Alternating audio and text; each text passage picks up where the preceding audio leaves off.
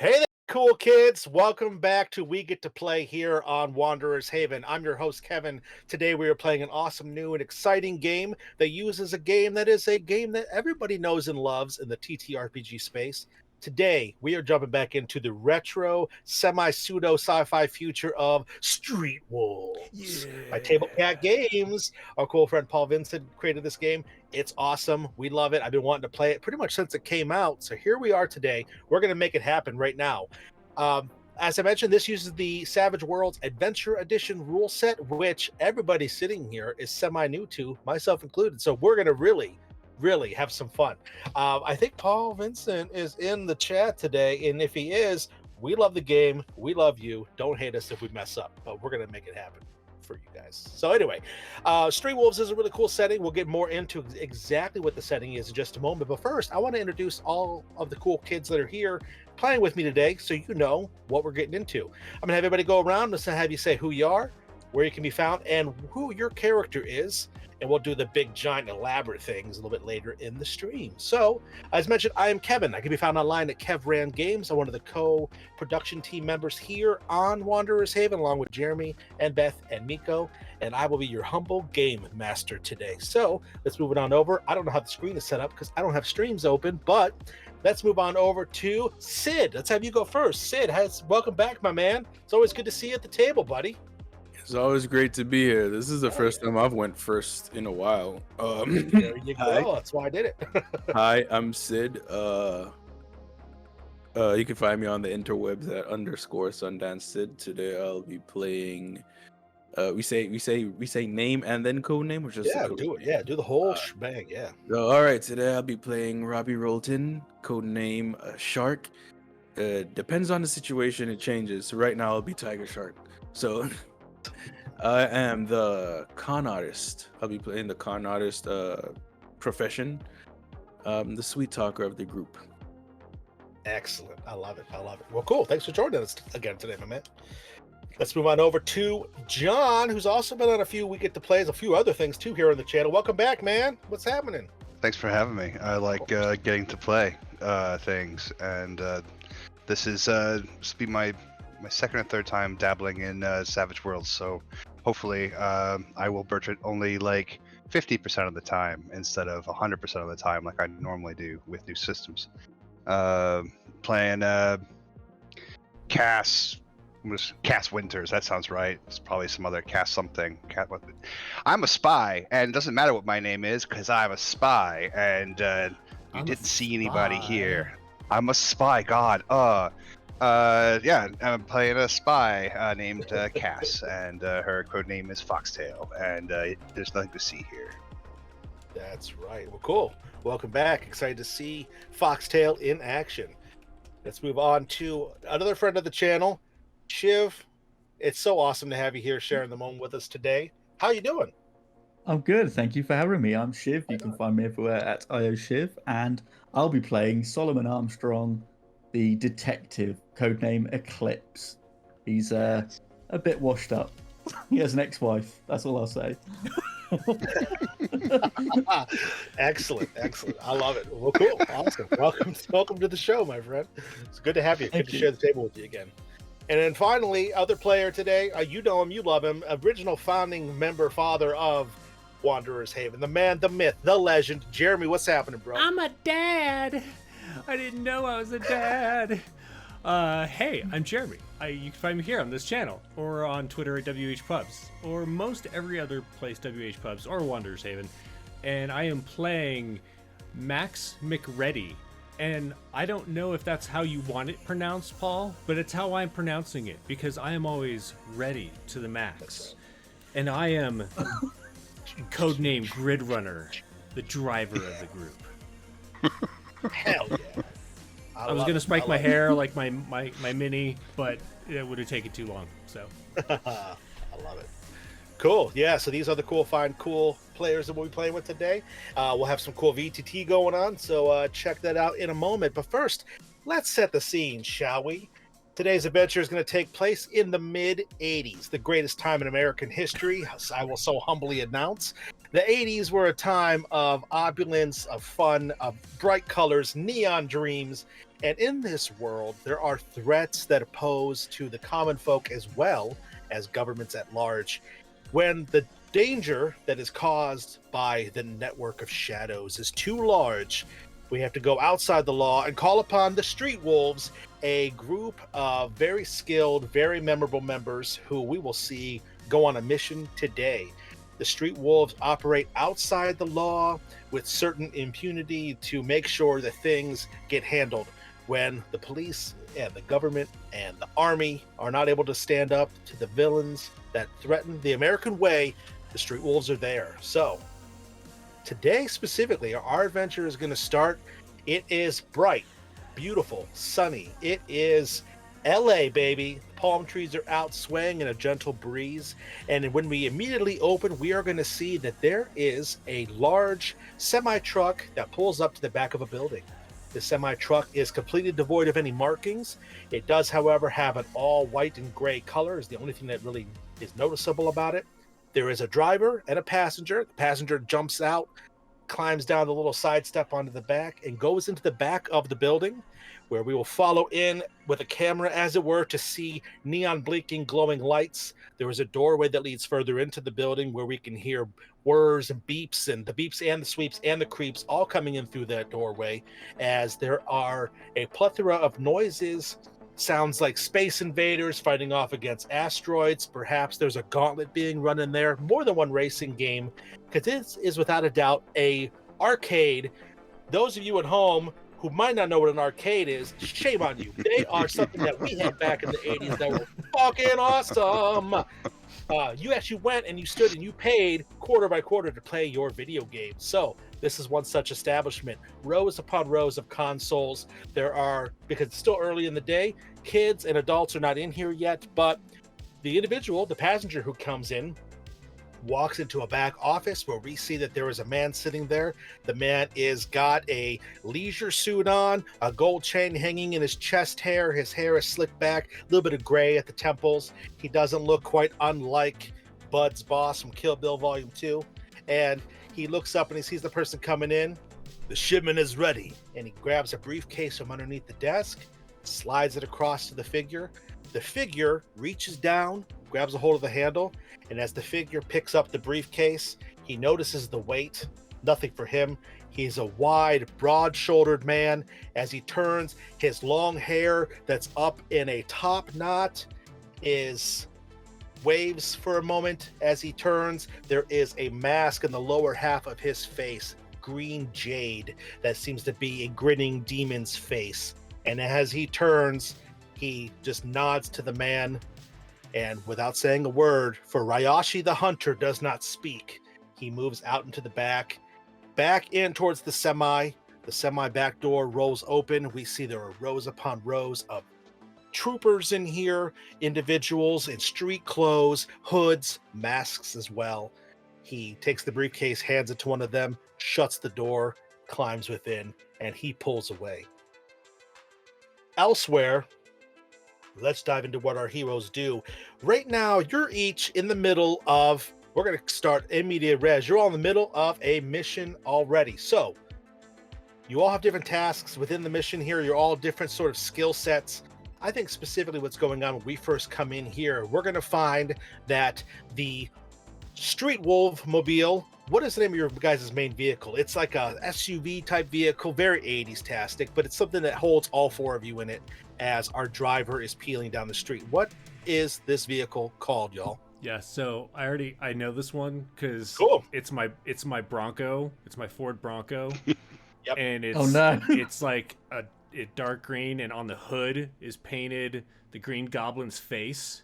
Yes. For Spider-Man, and it's called the Green Goblin because it gobbles up the road. I love it. The Green Goblin, yes. The Green Goblin peels into view, and as it does, it is actually chasing another one of these semi-truck vehicles, same white and gray color as it's moving down the road. The chase is coming to an end. There's been a little bit of some hubbub that's happened already. More than one car has peeled off the road as you guys veer down the city streets.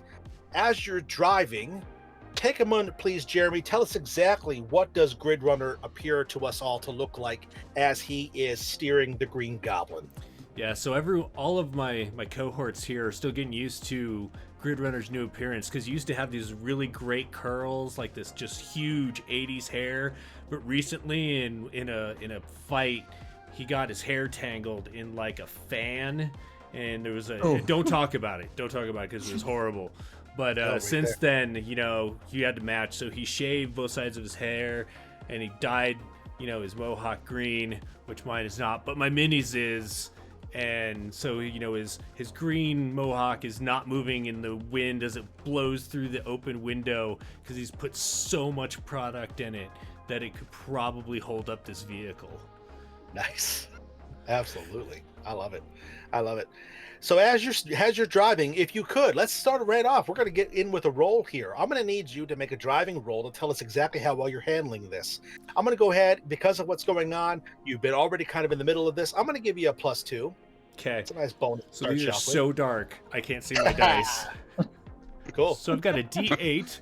So yeah, so And you were going to roll a driving. driving skill test. Yeah, so you have a die type of D8, you just said. correct? Right. I mean, Tom, go. I apologize, but you're going to also roll a D6 in addition Nice. to that, because you are a wild card. You are a special hero character type within the world. So you're going to roll both, take the higher of the two. Okay, well that's good, because my D6 failed me, but my D8 gave me a 6. Okay. So you get a plus 6. 2 would be 8. Yes, so that's 8. The difficulty for this was a 4, so you go over. When you get 5 above, you have a raise, so we're not quite there, but we will get there. So you continue to drive. You peel the Green Goblin out around an ambulance, actually, that is in the middle of loading up somebody. An old, wiry, crazy-haired man. Great Scott! As you go flying by, you whip in around the ambulance, and you start catching up to the semi-truck above. You will see that the semi-truck in front of you, on their turn, there's actually a man who flings back open the back door, and as he does, there is another one who crouches down. A bazooka comes up into hand. He aims it directly at the Green Goblin. So before you have time to react, however, we're going to have everybody do something. Now, typically we're rolling initiative for this, but this is more of a cinematic scene, so we'll deal with initiative later. So to introduce everybody, who is in the passenger seat next to Grid Runner? Who has shotgun, as it were? I Does anyone literally have a a shotgun? I have a shotgun. I was going to so say, I you will be literally shotgun. have a shotgun, so... Gotta be you then, buddy. Yeah, so Yeah. McReady, you prime your shotgun. There is an empty shell from what you had just fired a Eclipse. moment ago. Eclipse. Oh. McReady's Oh, yeah. me. That's right. You are McReady, not McReady. Right. So see, I'm messing up already. Me too. Eclipse. Yeah. Yeah, you are Eclipse. There is a shell that ejects and flies out the window and bounces across the city street behind you as you get racked in with another one. So tell us, when the wind is whipping, what does Eclipse look like? He is a PI, a kind of tired, burnt out looking PI. He has the hair is a bit greying at the sides, the mustache, the sort of handlebar mustache is it's starting to grey. A cheap suit on, long trench coat as it flaps in the wind, and a pager that keeps going off because his ex-wife wants to get hold of him. So, and he's just like, as he leans out the window with his shotgun in hand. Do you want to take a shot, or are you just reaching out to Yeah, I'll look take a shot. I'm Cool. going to try and take a shot at the wheel, maybe, to try and get them off our tail. Yeah, I love it. All right, go ahead and make a attack roll. Go ahead and roll a guns test. You might have something specific. I know you have focuses and stuff. Do you have specific gun focus or anything like that? Not that I can see. Okay, that's fine. Not that I can see. No. Yeah, so go ahead and make a firearms roll. It might be guns, might be firearms, whatever it says on your sheet. I have D6 for shooting, so Shooting. That'll be what we use. Yep. yeah. Yeah, and plus you're another D6 for your wild card.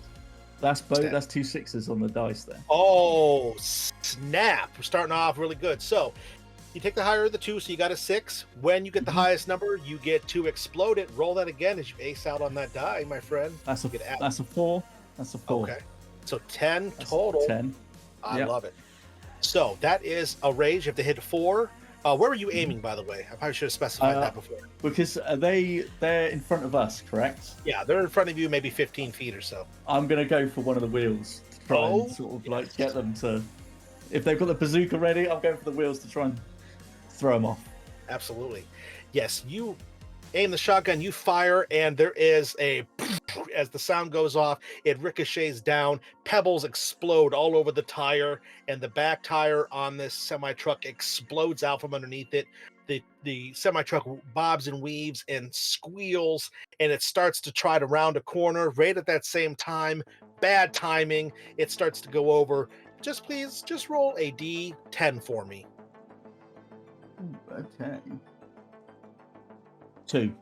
2. And it does in fact go over. It slams into a parked car and then proceeds to semi-right itself before it does flip all the way and skid on its side to a stop. So as it comes to a stop, in the back seat, this is like a SUV is what I'm trying to say, type vehicle, as we mentioned. In the back seat, let's cut over to who is Foxtail? What do we see when we see her? She's wearing a pink leather power suit, shoulder pad, jacket over a fairly tight form-fitting. What are they called? Tracksuits. Flock of seagull haircut. She's got nice. one of those big wiry headsets, Walkman headsets. So, the big cushy gray little covers to the they kind of just barely cover the inside of your eardrum. Yeah. If memory serves, from the little foam things, just loudly playing "Girls Just Want to Have Fun" because there's no silencer coming off her Walkman. She's polishing a gun, loudly chewing some bubble gum as she's making her way to the door to exit the vehicle. Excellent. For giving us a little bit into the insight of the soundtrack of your character, I'm going to give you an extra Benny right now, my friend. Boom, there it is. So nice. Bennies are going to be benefit coins that you guys use during gameplay to add to the effects of what's going on. We'll deal with those in a moment. So make sure you write down that you are going to have, everybody started off with 3, you now have 4. So good to know. All right, so yeah, you climb out of the vehicles, it slams into a stop. The Green Goblin just a few feet away from the semi-truck. You get out. Anything else you want to do when you get out? Oh, we got the gun raised, aiming. Either there's going to be a unnecessary explosion, or those usually happen afterwards, after the bad guys have been caught. Sure. But I mean, it may happen before then. They may be rigged to blow. I don't know. But we'll get some gunshots off there, before the unnecessary explosion and collateral damage to the city, as is tradition. Of course, yeah, absolutely. So yeah, if you want to take a shot, you can, or if you just want to hold your action, you can do that too. I'm gonna hold until I see some faces, because there's no point in throwing bullets unless there's a face to catch it. I like that mindset. Perfect. Yeah. So yeah, you come out ready to go. Exiting out the other side of the Green Goblin is the final member of our wolf pack. If you could tell us a little bit about Robbie. What do we see when she steps out? All right, when Robbie steps out, first you see, legs, because Robbie is 6'2". She steps out. Amazon, I love it. The Green Goblin, just denim jeans, a denim jacket, red shirt. A shifty look in her eyes as she assesses the situation, and that's all that you can see right now. Okay. Excellent. From your vantage point, Robbie, when you step out, you see that there is a figure who is climbing up out of the driver's side, which is the part on the top of the vehicle now that's sticking up. The door kind of pops, and they're trying to fight gravity a little bit to get it to stay open. They start climbing out, and as they start getting their body out, you see that they're making a run for it. I'm the only one that sees this currently. I'm just running. Yeah, let's just chase him. Okay. Yeah, you sprint forward to go over there and catch him. Everybody, you see Robbie go sprinting past the Green Goblin. I take out I just take out my gun and just chase them. Yeah, They're getting out. And sprint forward. absolutely. So in a loose narrative here, what does everybody do in these moments here, this opening salvo to try to capture these agents of the network of shadows that you guys are against? Ready to capture them, or are we trying to stop them? That is the question, isn't it? Well, we only need one of them, right? I mean, like, it's just one is all we need to talk, right? Or do we need them to talk? what was the Well, premise of this mission? Fair. Why Yeah, would that's you- a good question. Good boy. Yeah, you guys had infiltrated a chop shop on the other side of town where they were doing some car boosting, it would seem. And when you actually got in there to try to stop them from doing that, they made a run for it. And these figures specifically got into this semi truck with a small package and were trying to make their way across town. You're not sure what's going on. I'm not even sure if you guys, this is up to you, narrative you guys want to establish. If you guys even had time to maybe call in to Nora, your handler, to ask for an opinion about what she wants you to do. No, I think we would have acted first. I was Definitely. driving. 100. Yeah. I don't have time for this. I think we would have radio. acted first. No, we'll call in later. It's fine. We'll Okay. call this in afterwards. I think. Yeah, that- so- I'll guys- open fire. I think. Oh yeah, you guys don't have a mission parameter then. So yeah, you want to open fire, you said? Yeah, just Cool. bullets. It's bullet time. It's bullet time, baby. Where are you All right. shooting? Just everywhere. In their direction, at In that them. direction. Spray and The pray. The direction. Right, it's fine.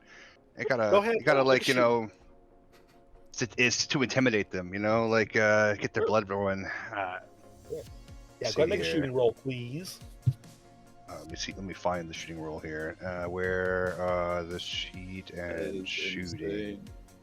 Shooting's a D8. Bang, bang, bang.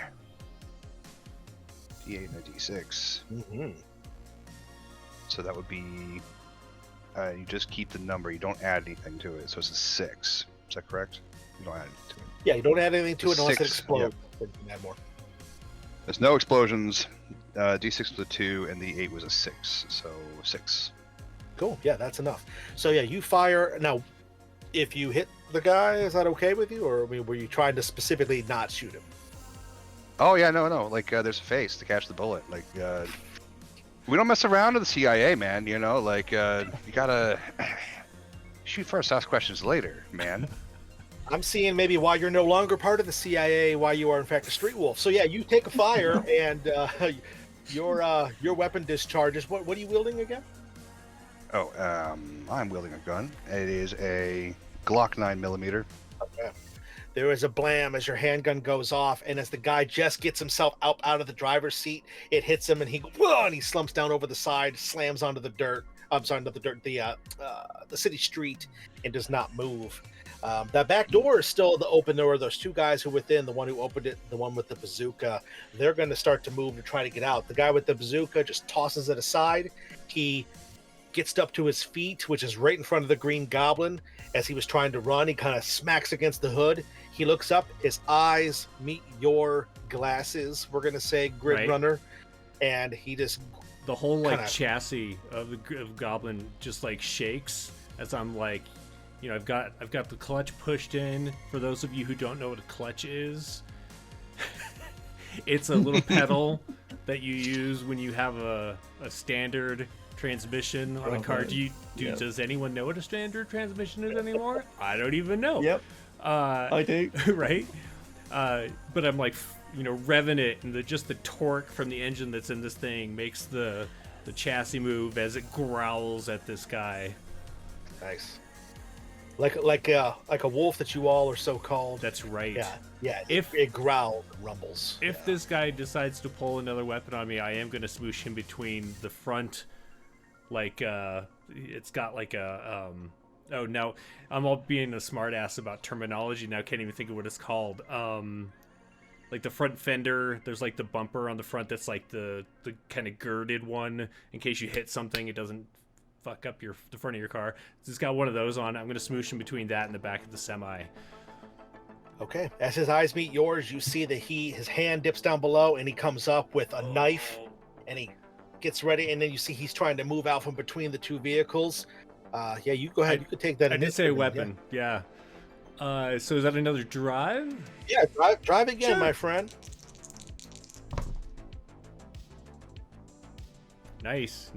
So that is any bonuses? Yeah, I'll say you get a +2 because he's right there. He's not really. He's gonna be pretty easy to hit because he's pretty much already on your car. So Gotcha. All right. So that's another 8. nice.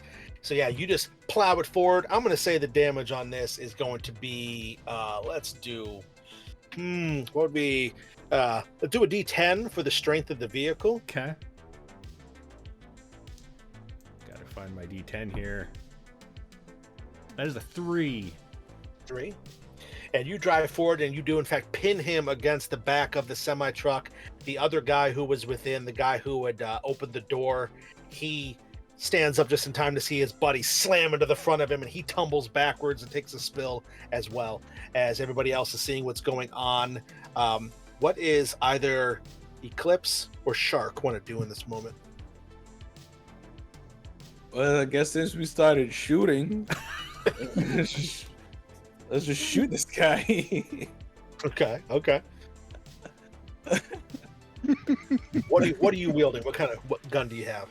I also have a Glock 9mm. All right. My shooty shoots are.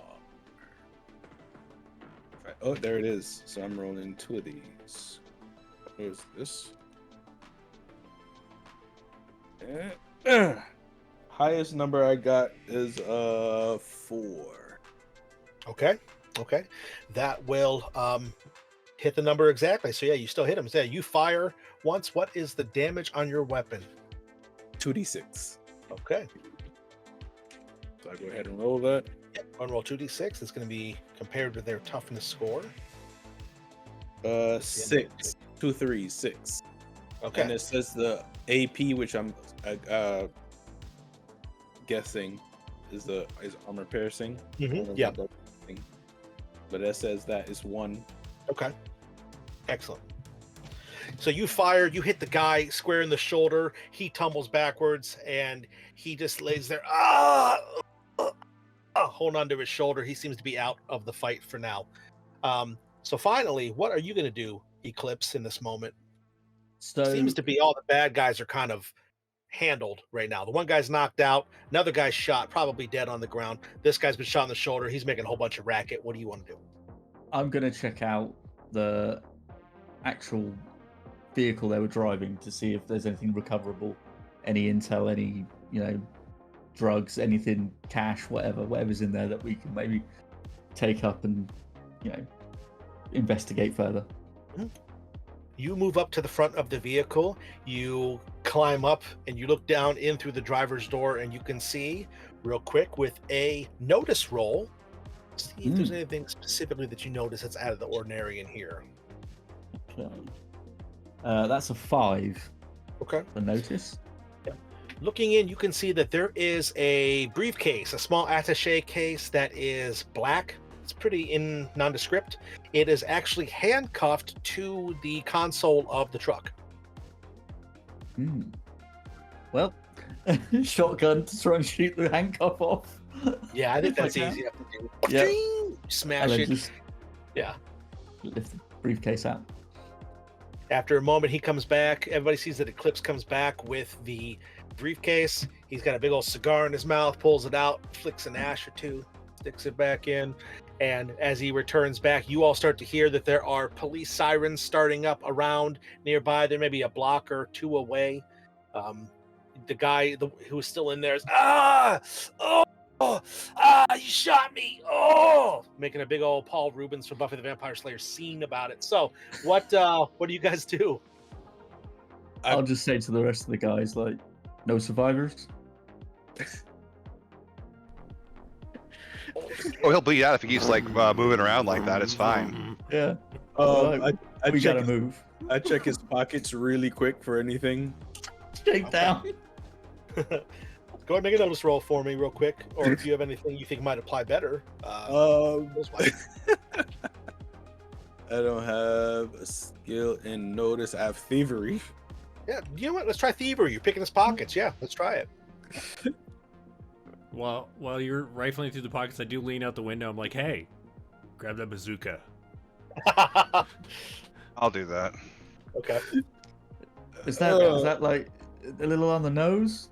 I got 2 threes. 2 threes. Okay. You don't find anything of note in the guy's pockets. I mean, he's wearing just regular black jeans, nothing in them. Nothing. They are ash washed, we'll say, but there's nothing really out of the ordinary in them. Useless. Take the And I jeans. just shoot him. I was gonna say their ass is washed. Take his jeans. Surprisingly worth a lot of money in about 25 years. Well, I don't know what. Yeah, that's how tall this is Street Wolves trademark. We're taking acid wash jeans. How tall is this guy? He's average height. We'll say he's 5'9". I can't Be fit like the jeans. shorts for you. Yeah.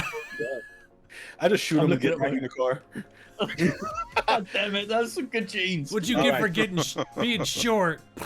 You go to shoot the guy, and as you go to shoot the guy, he looks up at you and he says, "Project Red Hood will not be defeated, man." As soon as he says red hook, he gets shot. So I don't hear that. Okay. And The he rest is just comes down. out of the wheeze. Yes. You guys all get back into the Green Goblin and you speed away. And as we get the last little moment of this opening cutscene, we're going to see the words like spray paint coming across the screen. Street Wolves. And it blares forward. And we go into the O. And we are elsewhere. We are going to be in your guys' hideout, your guys' base, I guess it were. So you guys are in, it's basically a nondescript warehouse from the outside. From inside, this is a fully decked out with all the best of the equipment that 1984 can offer. So there is an entire room here full of the computer. There is going to be a whole bunch of different readouts, the papers coming out with the dot matrix printing on it, those bullet ream holes on the side as it's printing something as you guys come in. And as you guys come in, you will see that there is an office towards the back and up a small little flight of stairs where it is all glass on the front. You're going to see that there is a woman standing there. She is looking rather perturbed. She's kind of snapping her feet on the ground while she looks at 3 different television screens, all of which show the aftermath of your guys' chase. Your vehicle getting to the semi-truck shows the semi-truck being down and flipped over, and from a helicopter view probably, and it shows your vehicle speeding off just as police arrive. It's a good thing my Green Goblin is so nondescript. Yeah. When we walk in, I just say, yeah. So the guy was saying something about red something. Yeah, red hood. That's all I heard. Yeah. Don't know what that is, but yeah. That new restaurant, like the Never heard of it. that place down the street, the red something or other. No, Oh, like like that's the your seafood last place? words. Yeah, Maybe. Yeah. Red Lobster. Oh, Red Lobster. Oh, maybe. Yeah. Uh, That's I not mean, bad, man. it's a really strange last final words, but hey, you know, that's Right? yeah. I don't think that's Maybe what he it's- was talking a restaurant's a good restaurant. It's Maybe those he's looking Cheddar for his Bay final biscuits, my meal. friend. Yeah. Even in his dying wish, he wanted those Cheddar Bay biscuits, buddy. He's like, Oh man, expires. that's the last meal. I mean, those things are delicious. So, as you guys are all having this moment, you will see that Nora's door flings open. Wolves! Oh shit. She waves you guys on to come over into her office. I walk by the giant supercomputer. It's called Whopper. Nice. If you get that reference, I mean, there's nothing I can give you, but good for you. I'm gonna give you a Benny for it. That's how much I loved it. Hang on. There we go. I've got my Benny, Benny Benny. chips. Nice. Nice. Yeah. So Still you carrying the briefcase. Still carrying Oh, the cool. briefcase. Yeah, great. Yeah, the 4 of you enter into her office, and she is now standing behind her desk, not sitting. It's one of those really tall back leather chairs, those rivets all down the side of the stitching. She's like, "Shut the door." Well, who's going to hear us? Shut the door. Ah. Shut the door. Look, I'm I not put the sure what briefcase on the- door we're thinking out. desk. What is this? It's You're supposed welcome. to make up for the fact you destroyed half of a city block? As mine. It's- Third this time. I mean, Guys, Well, ladies, we are supposed to be operating outside the jurisdiction of the law. That means we keep a low profile. Okay? The network of shadows is everywhere, and we have to make sure that when we are everywhere too, we keep these things out of the limelight. We've talked about this before. We made a statement. You made a statement. Yeah. Yeah. Look at Right. this. She points to the 3 TV screens. This is the entire jurisdiction of Los Angeles. The entire Rampart Division is handling this right now, okay? This is a big deal. This is going to bring some heat down on us, okay? So I'm going to need you all to be a little bit more careful in the future, all right? Eclipse gets ready to hand in his gun. Do you want my gun on my badge? This is the last warning you're going to have. And then she looks at you with your cigar still lit. She goes, I told you not to smoke those things in my office. This is why I divorced you, damn it. And she just kind of gets a grim look on her face. I look at the rest of the guys like, really? Putting I this look shit at in front of Eclipse. everybody? I look at Eclipse, and under my breath, I'm like, now I know why you call her NORAD.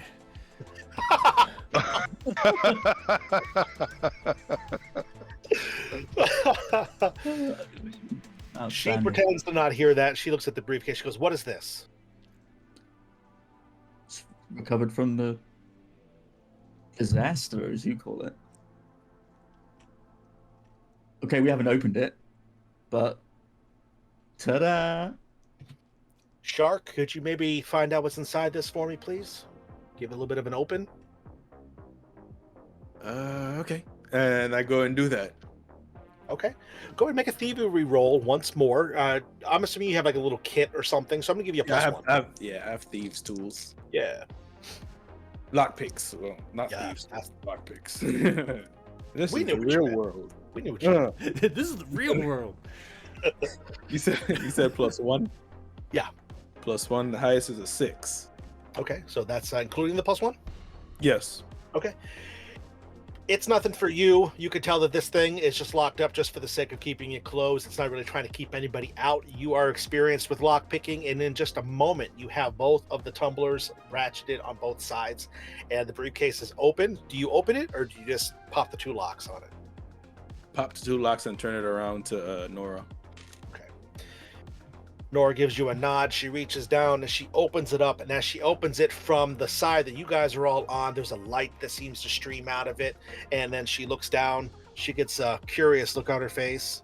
She spins it back around. And what you guys see is that inside is a device that actually fills up the entire inside of the attaché case. It is a massive circuitry. There's a small screen in the center of it. Lots and lots of wires all over this thing. And what you notice that is in that screen in the center is a countdown. 25, 24, 23, 22, Oh, shit. 21, I'm like, 20. What do you guys want to do about that? I'm like, I was guessing either drugs or panties, but I don't. Wait, why is it counting down like that? I'm gonna slam the briefcase shut and just run out with it out of the office and try and throw it out the door or something. Oh, okay. The window. Window. All right. Throw it Oh, in. you go There's run a out. nursery next door. Throw it that way. No. You go running. I'm gonna need you, because you're gonna try to sprint and really run about this. So this is not typically how we do running, but I wanted to do it this way because this will be more exciting. Go for it. Go ahead. Your what's your speed? Your pace? My whatever. speed is my pace. What is my pace? 6. 6. Okay. Go ahead and roll. You're gonna move. Mm-hmm. 6. Just roll another D10 for me just to see something real quick. Something. That's a 5. A 5. You go running out, and as she go running out, the rest of you, all 3, turn in terror as he goes running out. Eclipse, you run, you move, and you whip it. I need you to roll a strength roll. Okay. Just strength on its own? Does that Strength include a all wild on card? its own. Well, what sort of Ooh. skills do you think you might have to help you throw this out a window? Athletics, because I'm an ex-boxer, so Roll that. Roll that. that's a 5. Okay. And you chuck it, and as you chuck it, there just happens to be the one open window inside the headquarters here. The briefcase, attaché flies out of it. There's a bounce as it lands in the dumpster outside. As it lands in the dumpster, the lid slams shut, and then there's a boom, and the entire dumpster rattles and moves, and about a foot down the alleyway and behind the building, behind the warehouse that you guys are in, and then there's smoke that starts to seep out of the sides of it. I turn and light a cigar as I walk back. Just like quite confident. Slow motion, of course. Yeah. Slow motion walk away. Why were they shipping a bomb? That doesn't make any sense. I'm not sure. I mean, like bomb market? Are they transporting bombs? I mean, maybe, but it's really poor planning if you have it counting down. I mean, maybe they just express delivery or get it to us on time. You get a bomb for free. I don't know.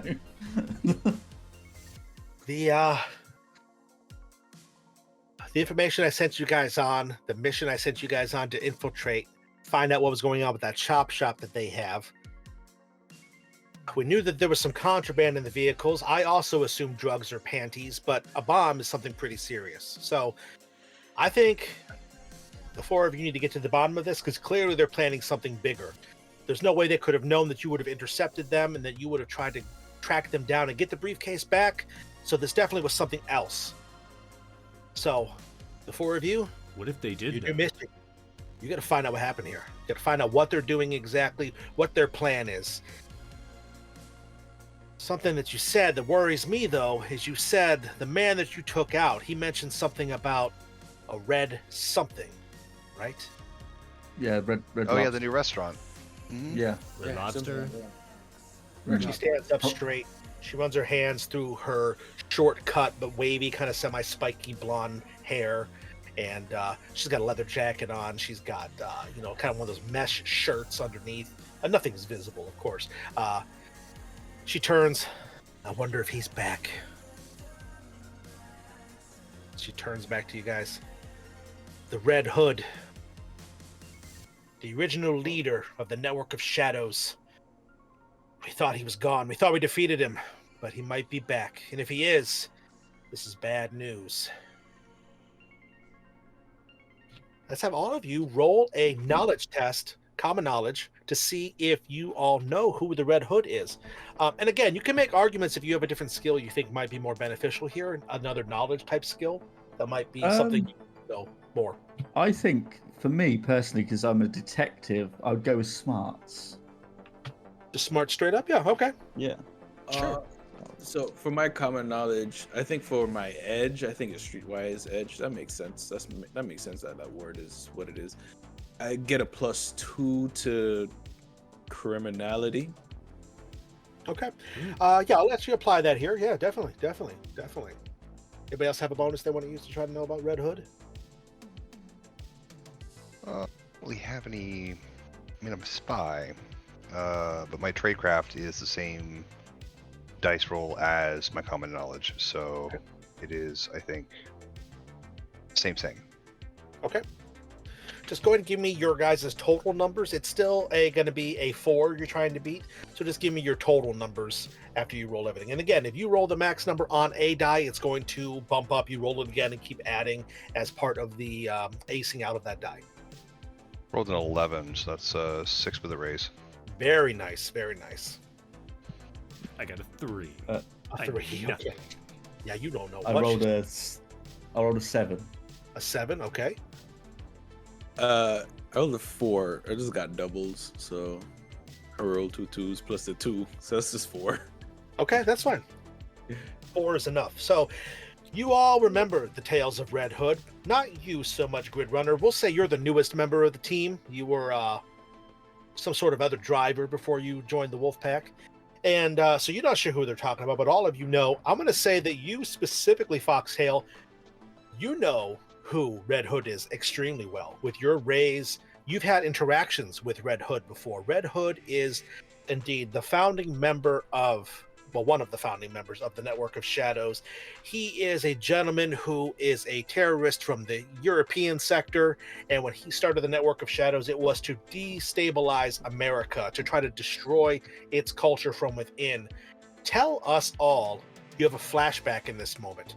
What is your specific history with the Red Hood?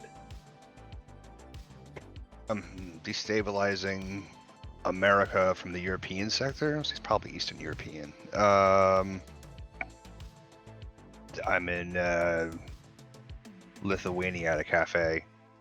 In Vilnius, at one of the big open like European squares that are kind of synonymous in that region. It's like a flock of pigeons. You can see him sitting down at the table, stereotypical like newspapers on either side of the table. There's a briefcase. A briefcase is placed in place. There's some terse words exchanged. A man on the roof with a sniper rifle, just waiting for the signal. I'm sure he says something that keeps her from giving the order. A delay, perhaps, of some sort. Maybe a professional courtesy. Maybe some sort of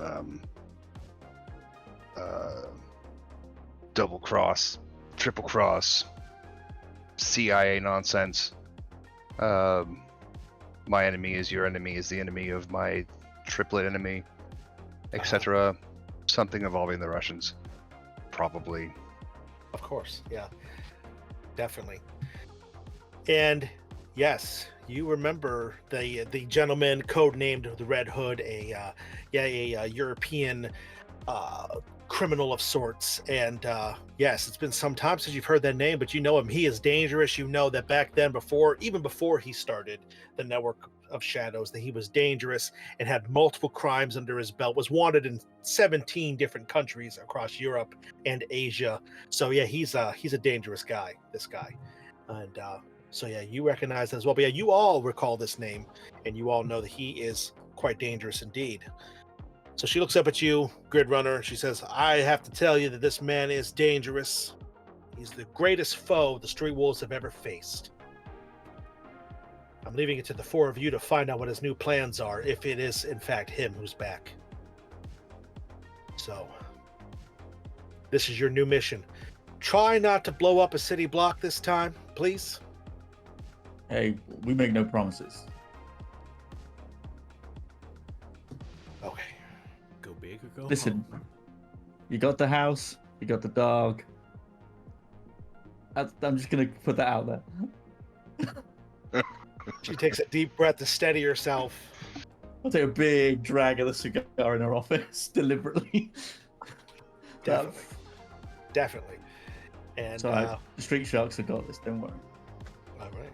The four of you step out of her office. She turns around, goes back to watching the TV as you all leave. So you're all here in the headquarters. This is basically like your little home away from home. You can like if you're out of bullets, you can refill. If you need information, you can search the very rudimentary.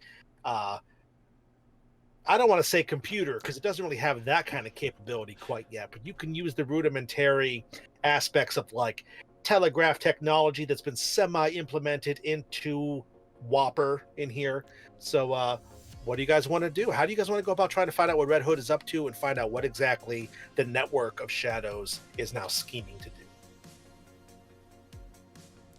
There was a thing that I started bringing up in the office, and then the conversation kind of drowned it out. And as I was saying it, I was like, wait, maybe I shouldn't say this out loud. And so I kept it to myself. While everyone's doing their own thing, I want to kind of see if I can go through some kind of electronic files or something to see if there's any connections between any of my cohorts and this Red Hood. Because what if they did know we were coming and there's a mole inside the street? Mole, mole, mole, mole. Mole, mole, mole, mole. Mole, mole, mole, mole. So It's got Grid a Runner. massive mole on his face. Yeah, it's like so. All right, absolutely. Yeah, that sounds perfect. So Grid Runner, you're going to go into a little room that's off to the side of Whopper. This is the room that has all the microfiche, which are, if you don't know, people at home, shame on you. They were very, very small, microscopic versions of newspaper scans. Really small. You'd put them in this machine and blow up and take a look at stuff. This is what we did before we had smartphones, y'all. Well, way before that, actually. So you go ahead and you go take a look. So go ahead and give me some sort of like investigation type roll to see what you can figure out from there. If you don't have a skill you think applies, I'll let you use smarts straight up. Yeah, I'm gonna have to go with smarts. Let's do it. And again, you still roll a d6 because you're a wild card. You have bennies you can use to aid the roll too. I don't want to tell you guys how to play, but you have them. They do things like you can re-roll dice that might be low. You can soak damage with them. You can have extra bonuses to things as you use them. That's kind of what they do for y'all. Okay, so I max rolled my d6. Oh, okay. Do I roll again? Okay. Yeah, you roll again and add it. Yep. All right, so that is 10. Okay. You start looking through the microfiche, scrolling and scrolling, and you know certain connections from the, we'll say maybe 6 or 7 months that you've been with this team. You have certain ideas of what their histories are, and as you scroll through, you start looking through the backstories of everyone, and you do in fact find a microfiche that details that there was in fact a German terrorist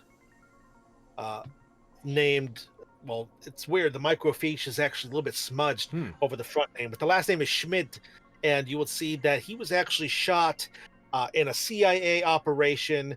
And in that picture, there is a single picture of like the cafe area. You notice just in the corner of the cafe picture, someone who was looking on. It is in fact Foxtail. She has her hair is different. She's wearing different garb, but you can see she's looking in to kind of get an idea of what's going on. This puts her at the scene of this shot. You notice that where it shows this figure is being loaded into an ambulance. It's like a cafe. There's pigeons in the periphery of the shot as well. So Darn those pigeons. yeah, so you recognize that as well. Okay. Who do I like of the three of you? Who's been here the longest? Oh, good question. Eclipse.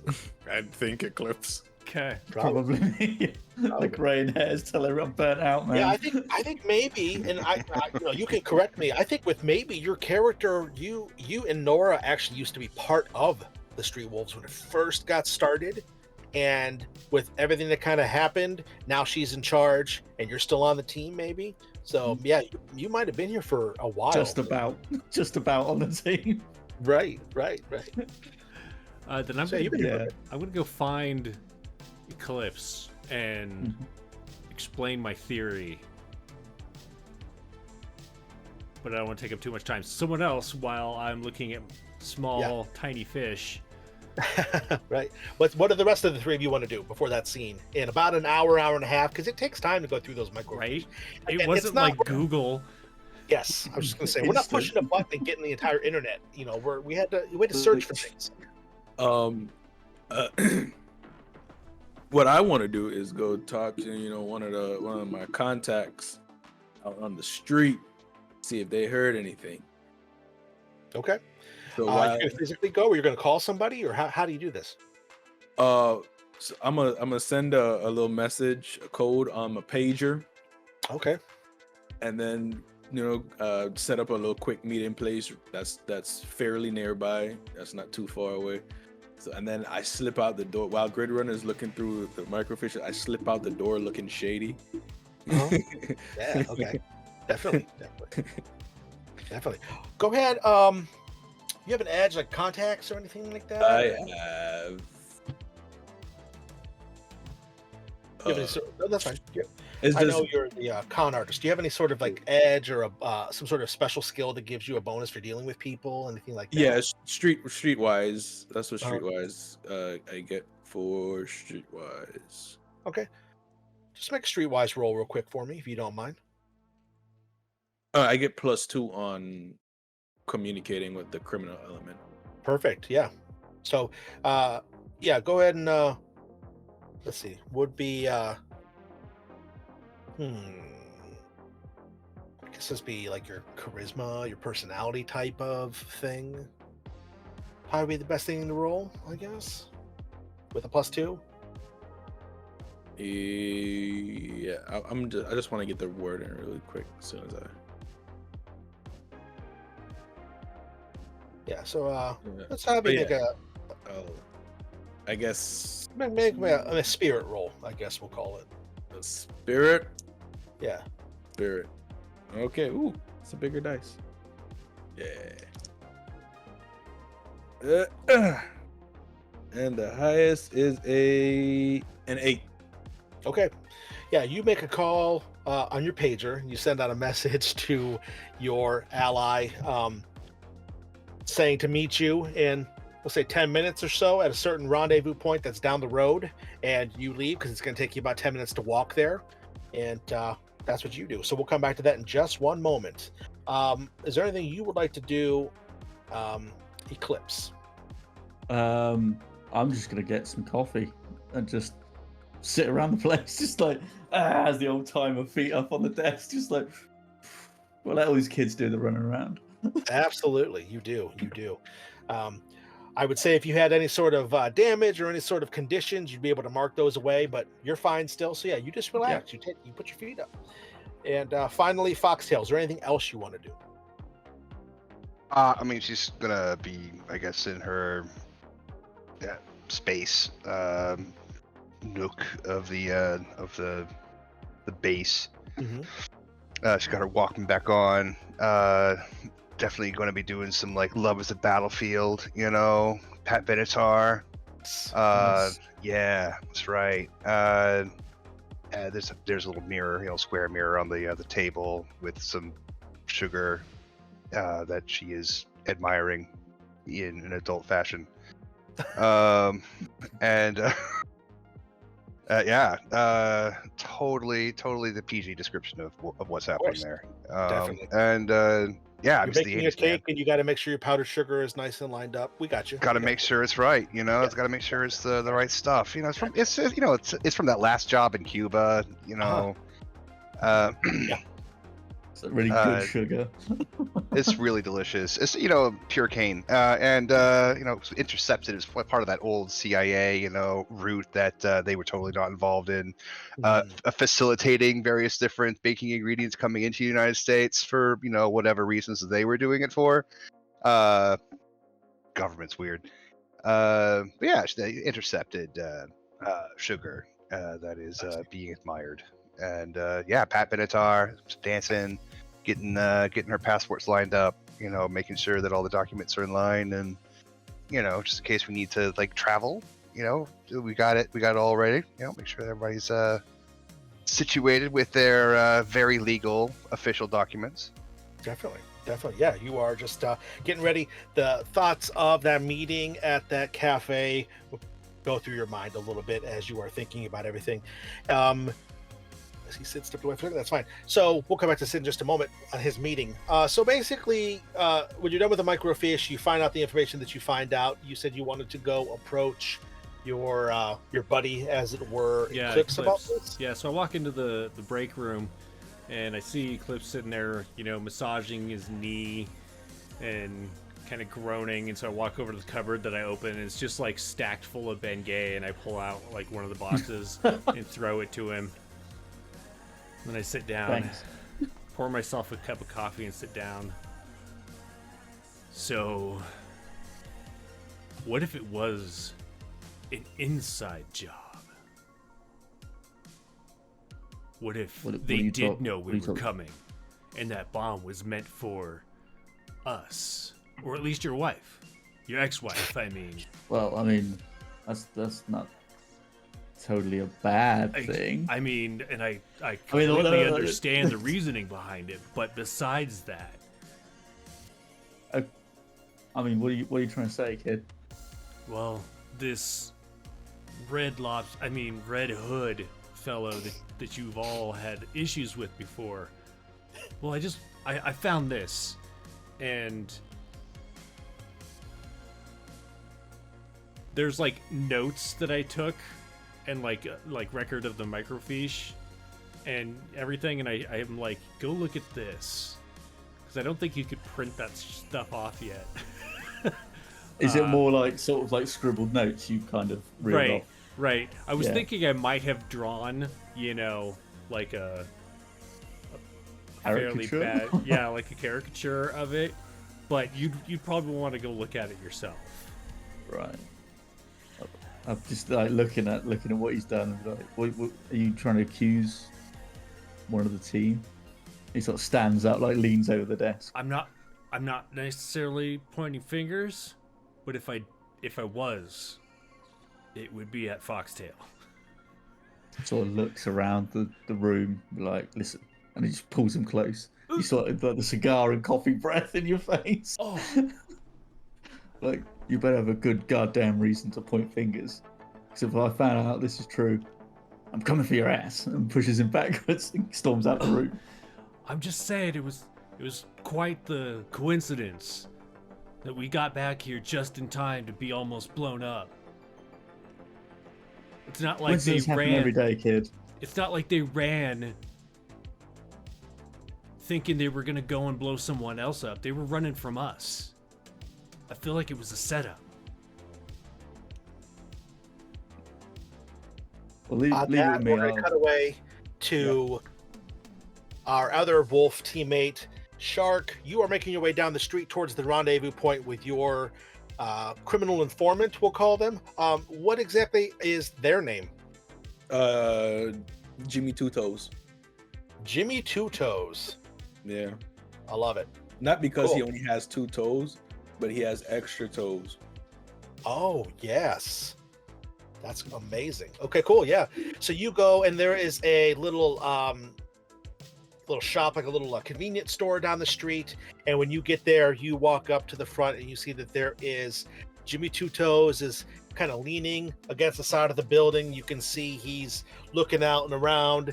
He is we'll say in his early 20s, young man. Definitely looks like he's got some street cred to him because his clothes are a little bit worn in. He's got very vibrant colors kind of mixed in with his jean and leather ensemble. See, he's got a pierced ear. He's got a bandana on. He's got those glasses that have the slits on them. And he's like, "Hey, you called. What you need, man?" First of all, first things first, Jimmy. I keep telling you that shirt doesn't go with those pants, and that jacket is way out of date. Anyway, importance.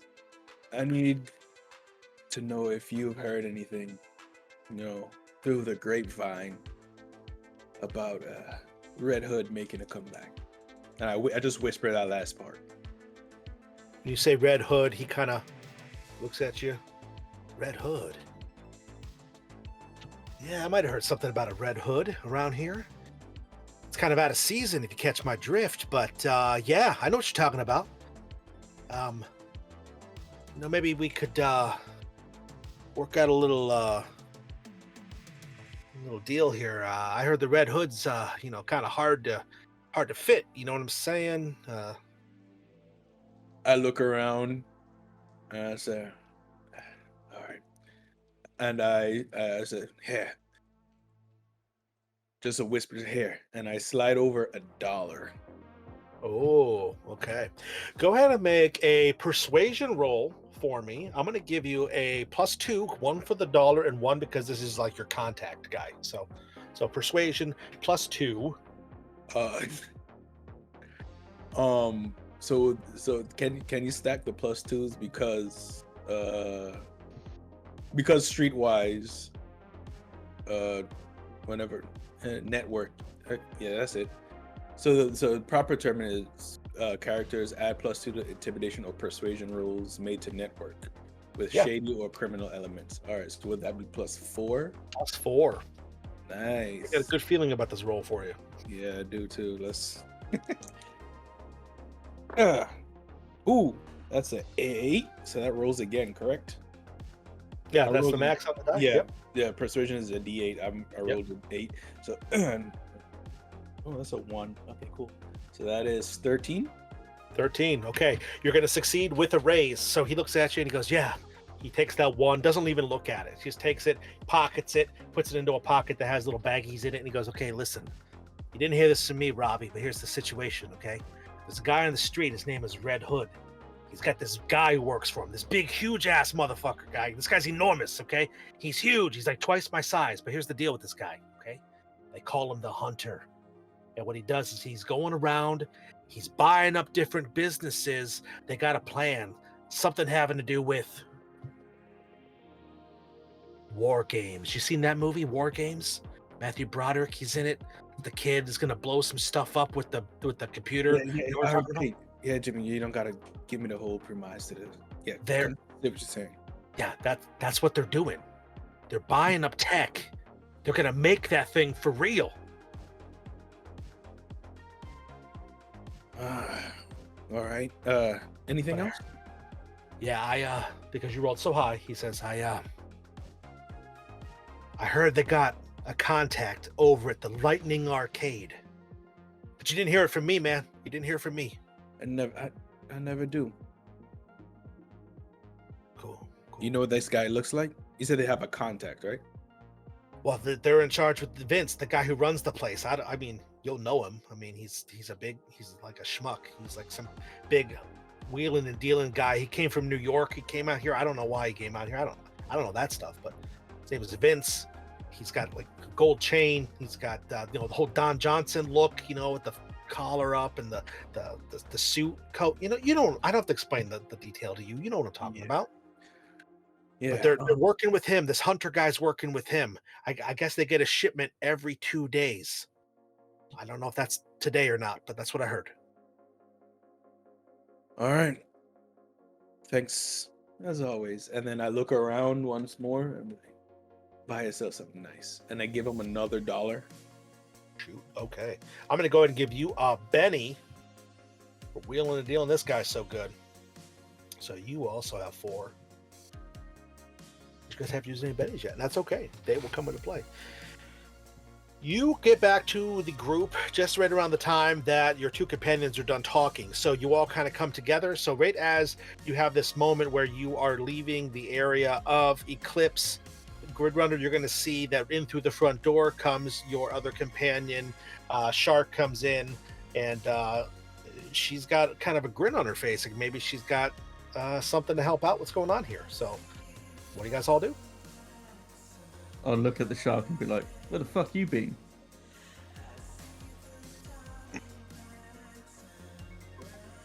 My job. Well, All right, so you guys remember Jimmy, right? what, the 2 toes?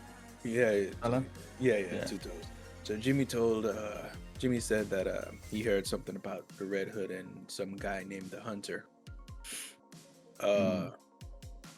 And they're buying up businesses. They're pulling what was it again? Matthew Broderick, War Games. Oh, Yeah, that's their plan, at least. computer tech? Business is something, I don't know. But they said they're working with Vince down in the Lightning Arcade. Okay. Everybody, if they want to, can make a common knowledge roll to see if you know anything about the Lightning Arcade and or Vince. You don't have to determine, just the roll is going to determine if you know about both things together. And again, this could be your final numbers. That's 4. 11. I rolled an 11 because I rolled a 6 and exploded. Nice. I got 4, a 5. 11, what'd you get, Jeremy? You got a 1. A 1. Oh boy. I got a 5. Okay. Yeah, you're like arcade. What? What? Foxtail, Eclipse. You think back, and Eclipse, you know about the Lightning Arcade. Back when you were a PI, kind of before you slid in and got involved with the Wolfpack here, you knew that was a place where there was some shady stuff that was going on. This Vince character, he's got a record as long as your leg. He's got, he's run drugs in there, weapons out of there. He's got some sort of weird, what's the word I want to use here? like a gang, like a ring of like hoodlums and stuff that go in and out of there that kind of use it as a bit of a headquarters. And yeah, you know that he has had connection to this person that always eluded capture back when you were a PI, and even before that, the figure you've heard of before, known as Ryashi. Which is Japanese for the hunter. He used to have a connection with that guy, but that guy got this Ryashi got put away years ago. It can't be the same guy. Can't be. He's in prison. There's no way. There's no way. And no one ever gets out of prison. No one ever slips through the cracks of the prison system in 1985, right? America. That just does not happen. It Not doesn't. in my watch. Not from what I've seen. Unheard of. I'll look at Foxtel and be like, "You got any of your CIA informants? Any of your CIA people know about this hunter?" Yeah. Do you have anything you want to tell us, Foxtail? I mean, like, I give good runner like a dirty look. Wink I at you. mean, I'm not really. It's been a little while since I've talked to the folk back at headquarters. They're doing other things, like dating other people, seeing other people at the moment. But the guy seems like he's pretty easy to talk to. He's got drugs. Moving those things requires bodies, and that's an easy way in. Be like, hey, listen, I hear you got some stuff, and let's move some stuff. Let's be chums. And 2-3 weeks later, we can have the insider information that we need, and we'll get to the bottom of all of this. Sounds good to me. Does it? Something you want to say? I mean, does that sound good to you? Grid Runner, I always thought about it. But you're a weird guy. Well, I'm gonna go read over here. Yeah, you do that, punk.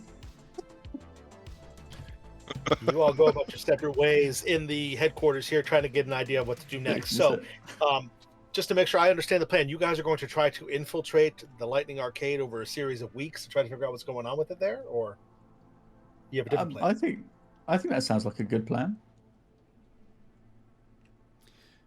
Okay. Anyone else? mean, maybe, just maybe, I might go out for a drive and stop by over there and just see what I see. Okay.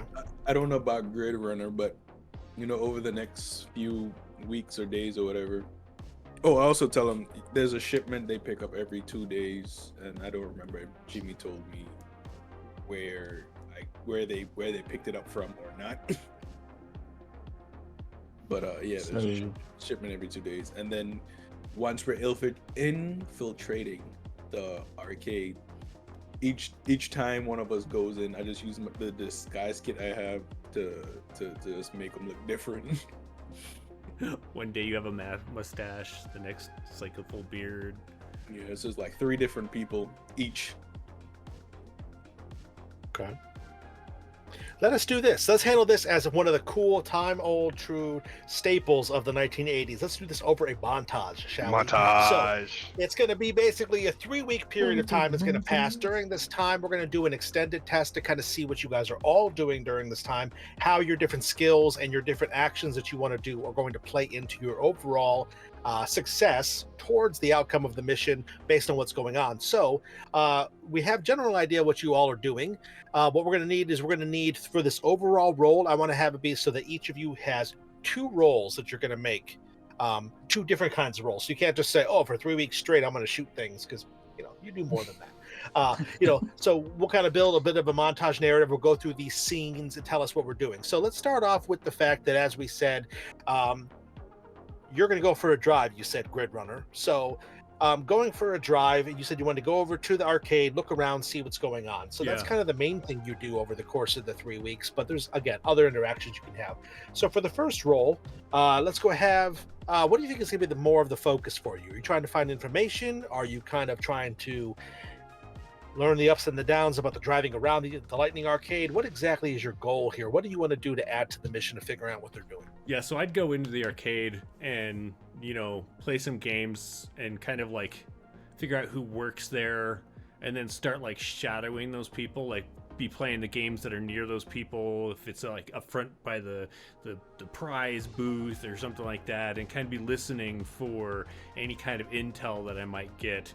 That's what I'm doing over the course of these 3 weeks.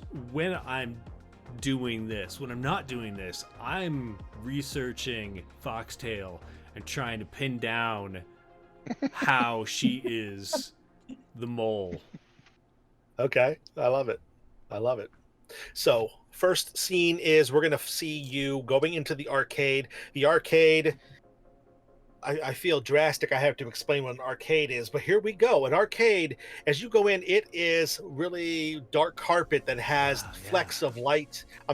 Flecks of different colors on it that has this weird, almost looks like constellations, almost looks like a pizza topping. You're not entirely sure. It's this weird amalgamation of colors that kind of play into the same feature.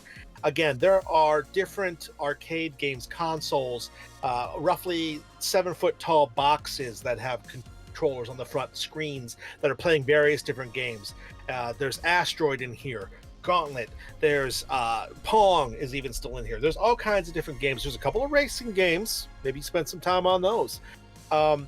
Just different games that add to the element of everything. Again, you're going to see mostly it's kids in here. Pre-teenage boys, a couple of girls. Unfortunately, I'm not being sexist, but at the time it was mainly boys playing video games back then. So there's lots of boys you see. There's even a couple of middle-aged guys you see in here too playing games. So you don't exactly stick out like a sore thumb being an adult in here. But let's go ahead. Let's have you, as you're looking around, seeing what's going on, let's have you make a notice roll, kind of see what you notice in here. You're trying to get an idea about what they were doing, you had mentioned. And so let's have you do that. All right, I'm going to use Benny for this. Okay. So specifically, you rolled low, I'm assuming, is why you want to use the I Benny? rolled 2 1s, so these dice are not being my friend right now. Does sounds like they are not. I don't believe you can use Bennies to reroll botches, which is 2 1s. Let me double check, though. I'd hate to say, because that would affect kind of the outcome of this. Let me make sure real quick. Bennies. Where are the Bennies in my book, baby? They're in here somewhere. For now, let's just... I don't want to take forever looking it up. Let's just... Paul says cannot reroll crit failures. See, Thanks for being I knew I was right about something. Right? Yeah. So, yeah, because it is a botch, because you rolled a 1 on both of them, you don't find out anything, unfortunately. I sat down in the oh man, now I cannot think of what that game was called. There was one of the racing games. I sit down in it with the full intention of paying attention to what's going on around me, and instead I just get like sucked into it. I'm just dumping quarters into this machine. I mean, I get the high score, but I got no information. Definitely. And you see this Vince character moving out and about, but yeah, you're so oblivious to what's going on, you don't notice. And actually, because you said you rolled the high score and because you botched, I'm making a note about something. And that is that they notice that you come in every day and start to look around, but then you spend a lot of time playing this game. Yeah. So I'm making a note about that. Perfect. I I feel like it was called like Rad Racer or something like that. That could be. Yeah, that could be. That sounds kind of familiar. So most of my montage is really me sitting in there and like biting my like tongue, or like my tongue sticking out or whatever, and I'm racing, and you see the video game. Failing. I came here to prove myself as a street wolf. This is what happens. That's all right. Hey, these things happen. So yeah, so you spent a lot of time playing. What'd you call it? Road Rager? What'd you call the game? I think it was Rad Racer. I'm gonna Google Rad Racer. But yeah, You spent some time playing Rad Racer. Yes, I would have given you a Benny for that, but because you rolled so low and you used one, that's just a penalty you're going to have. We'll have your investigation into Foxtail be included in just a little bit. it was So called Rad Racer. Oh, perfect. There we go. There you go. You knew we it. go. Who else is doing something to add into the investigation over the montage here?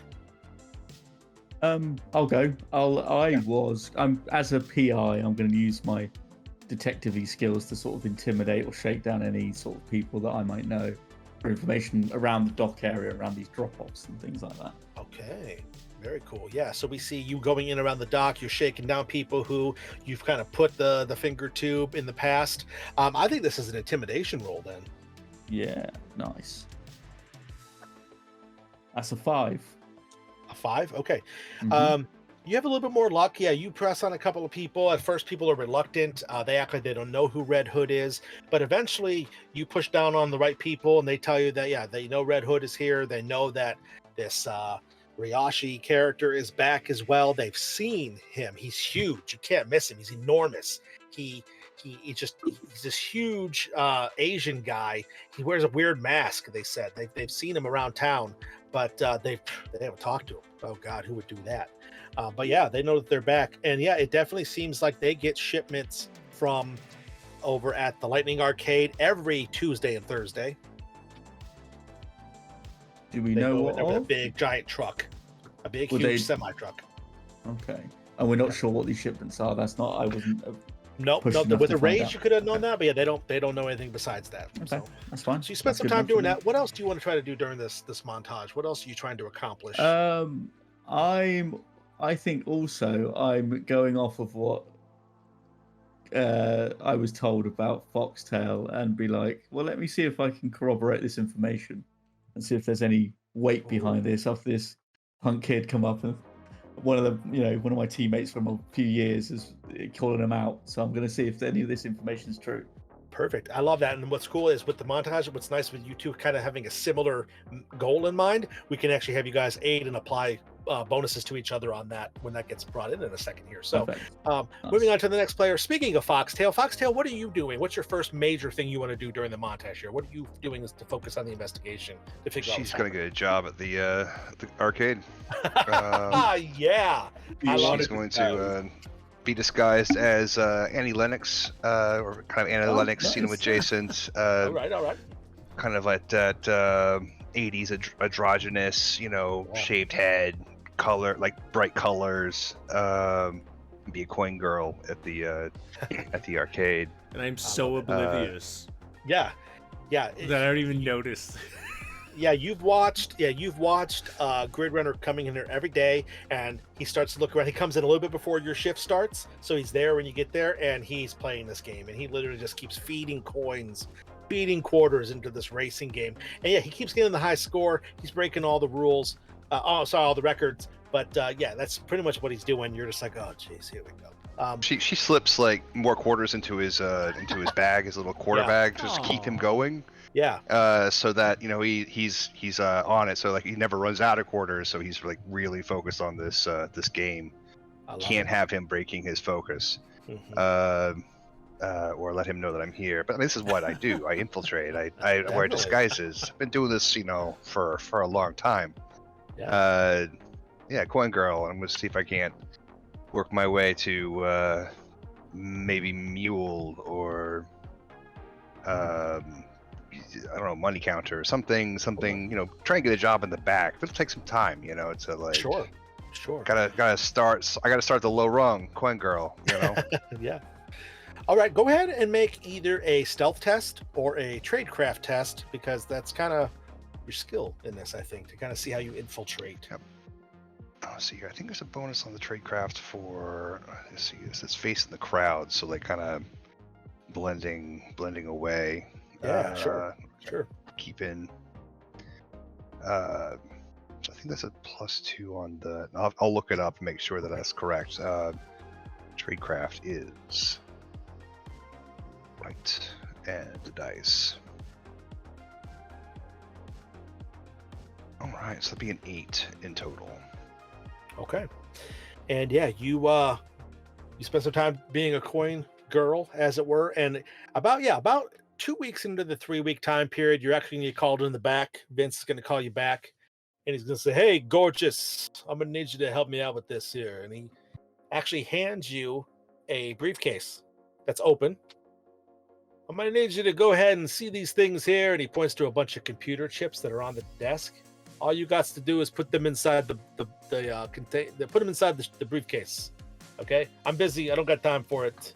But you do that. Okay, I need it done. And he looks at a big gold watch. I need it done in about 15 minutes. Okay. Oh And yeah, back yeah, I coming will forward. do. All right.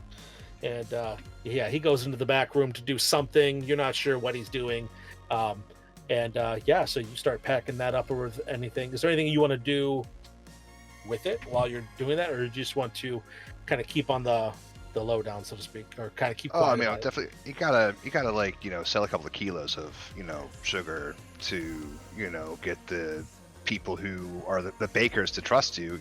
So like we'll just keep an eye out on the whatever it is that I'm putting into this briefcase. What are these things? And if it looks like they might not be missing one of these chips, I might sleeve one away.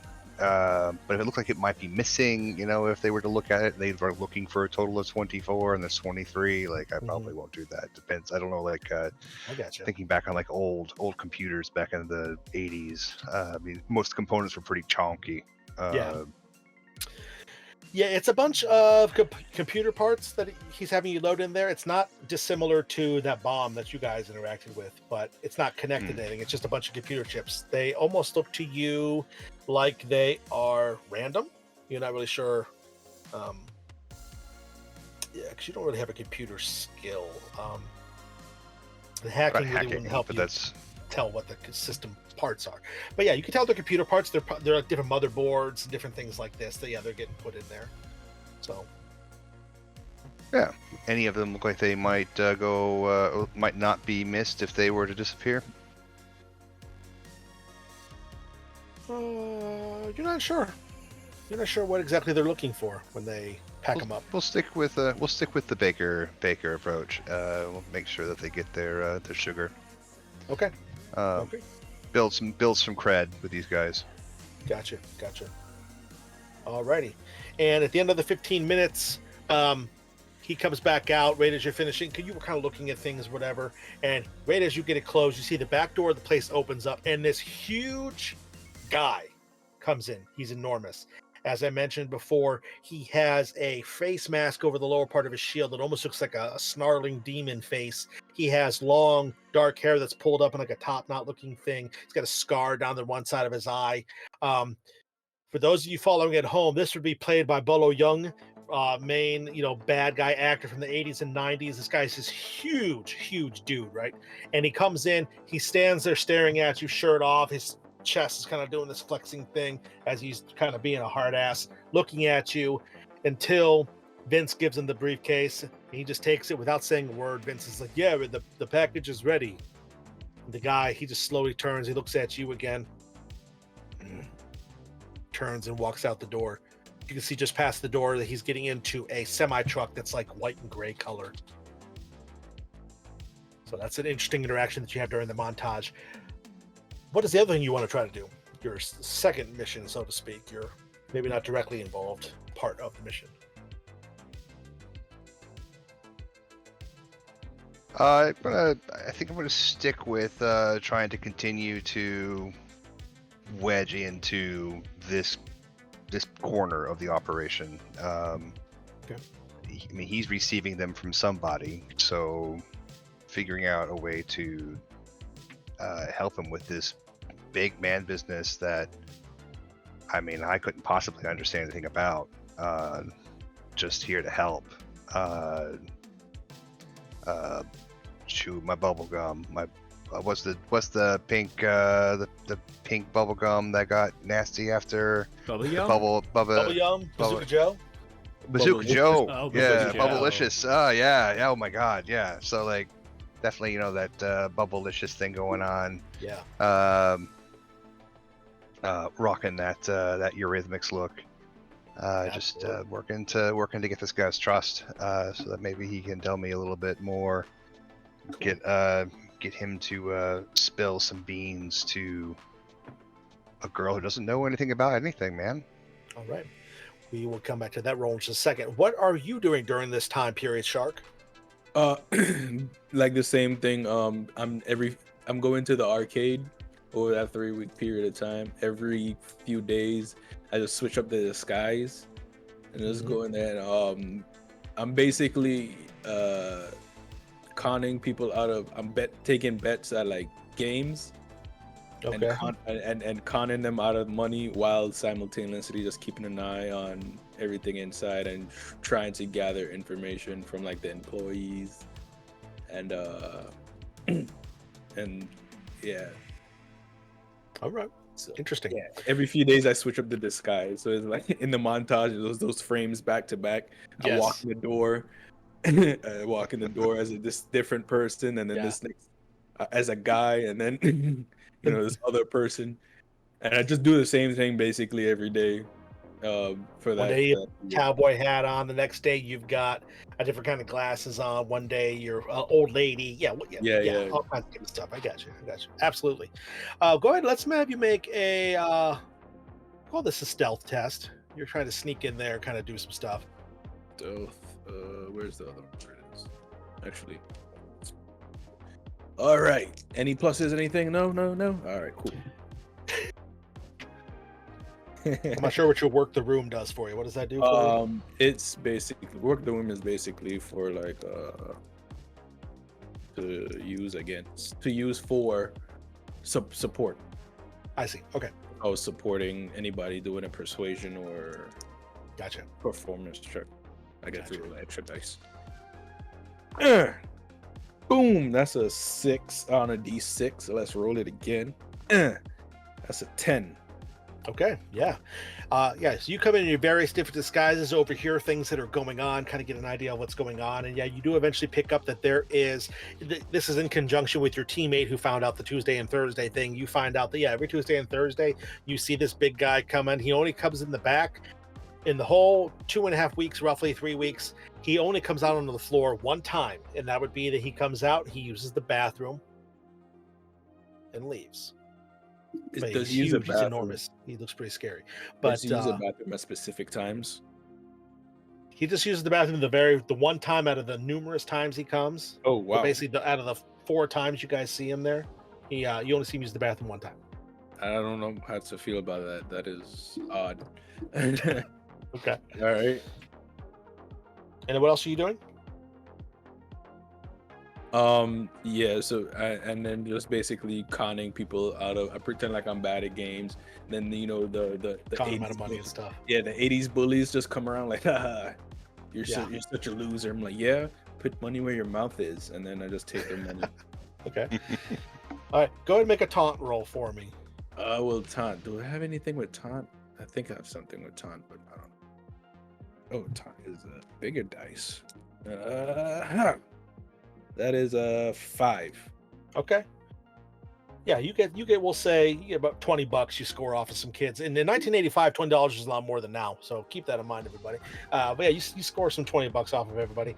Going back to you, Foxtail, you were trying to have yourself continue to be implemented into here. Let's go ahead and have you make I'm going to call this a persuasion roll.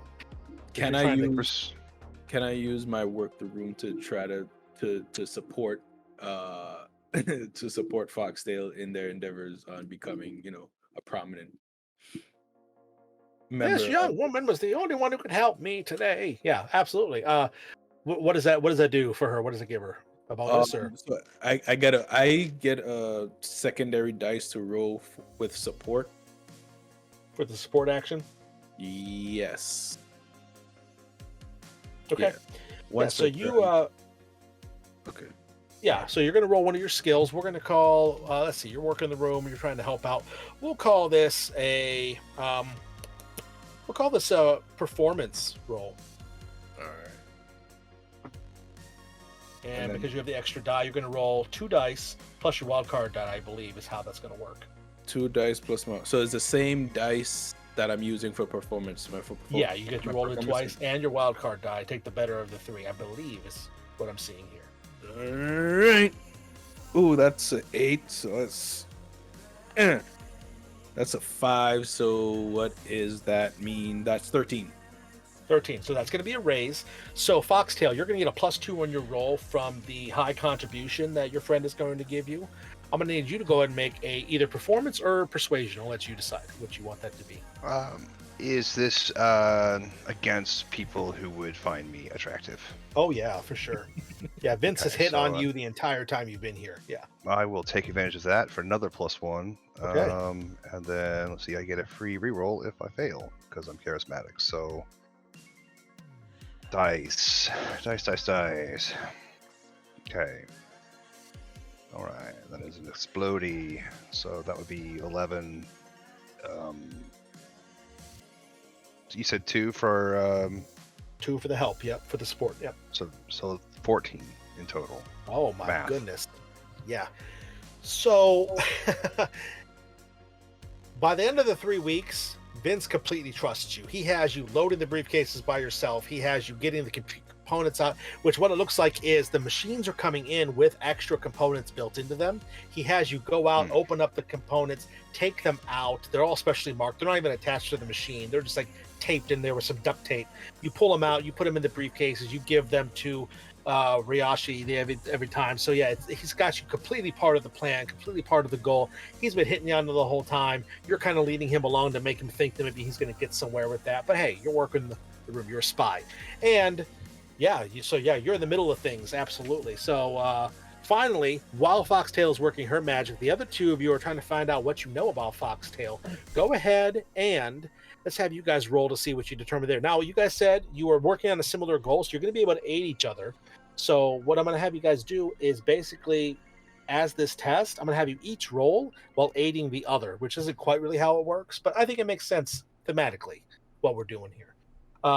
So the support action, yeah, you're each going to roll one of your skills that's going to help the other. So for the sake of just making this easy, let's just have you guys choose one skill and just kind of roll it twice, I guess you could say. One for yourself, one for the bonus of the other person. Something that might work would be smarts or notice, maybe if you're trying to investigate it, something of that nature. Yeah, I would go with notice. Yeah. Okay. So I've got D8 and notice, so I roll 2 D8s plus a D6, or just 1 D8 and 1 D6. Yeah, you'll roll 1d6 and 1d8 for each test. You'll do the test twice, basically. Perfect. Okay, no problem. It's basically just let me know if either one fails or either one gets a raise, I guess. And then Jeremy, what do you roll? Sorry. So I did smarts, so I got a 7. Oh, you would roll. Okay, cool. 7. All right. I rolled notice and got 4. Okay. And then what's the support roll you guys are doing for each other, just to make sure we got the pluses? I think smarts again. Okay. Yeah, smarts again. Oh. Rolled an 8. That's a 10. Nice. And a plus. I rolled an 8, so I exploded to a 1, so a 9. Okay. So the two of you working together over the 3 weeks, what you discover is that Foxtail used to be part of the CIA. And Foxtail was kicked out of the CIA and barely escaped going into prison because she joined the Street Wolves. What happened was basically you find out that she was responsible for a mission that went bad because she turned on her teammates during the mission and basically sided with this character who you now know is Red Hood, this German Schmidt guy. She sided with him, and all of this coalesced in a mission at that cafe in Lithuania that we mentioned in the flashback earlier. So what a pile of Schmidt. And since you all have been taking extreme measures to kind of interact with the arcade so much, I think the end of the montage, the end of the 3 weeks, so to speak, comes to a Thursday, about midday, where we all find ourselves in the arcade together. At this moment, as we come in, sitting at Rad Racer, the seed is actually formed to his buttock at this point, is going to be Grid Runner, just going to town. He is beating his high score. Again, you actually have a small group of kids around you who are blown away by how awesome you are. They're just amazed. Over the 3 weeks, I just walk by randomly to Grid Runner and just hand him like a snack. Yeah, without even looking, he's just as an old lady or just in the disguise, the random person. Like, ugh. Absolutely. Hey, keep up that energy, keep up that strength. You're doing great. Yeah, just walk away. Working in the back room, helping Vince. You're going to be at one of the computers, actually taking out one of the components inside the arcade machine while the kids are all distracted, Foxtail. And you notice that Vince, hey, let's say you have a code name. You've been calling yourself, I don't know, Sandra. We'll say, Sandra. And he motions for you to come over there. Yes, boss. As you are passing over, you say, yes, boss. As you cross the room, you see in through the front door comes your companion, Eclipse. He's looking kind of serious. Maybe a lead has brought him here. He looks at you. It is not a look of he's happy to see you. He looks a little bit irritated with you. And as the four of you are kind of all roughly in the same area, you go over. And before you get into the door, Vince grabs your arm forcefully. I need you to hurry up. They're coming early today. There's something different in the air. Okay? And get this. Red Hood might be coming too. Oh, who's that? Red Hood is the boss, man. I told you this. Oh, God, these women. Oh, Sandra, yeah, the come boss on. guy. Well, I Gotta- mean, like, it's also very confusing. This computer my- chips and something about the wave of the future. Wow. And with that, you see the back door opens, and as the back door opens, there is a figure that walks through the room. Into the room, I should say. This figure is actually, in fact, wearing a red hood. It's the first thing that you notice. The next thing you notice, what's very strange about Red Hood, is they're wearing this red hood. The rest of their garb looks like they're straight out of a Renaissance fair. They are wearing some sort of tunic that's quilted, red on brown, has these very big, shiny, silvery buttons up the front.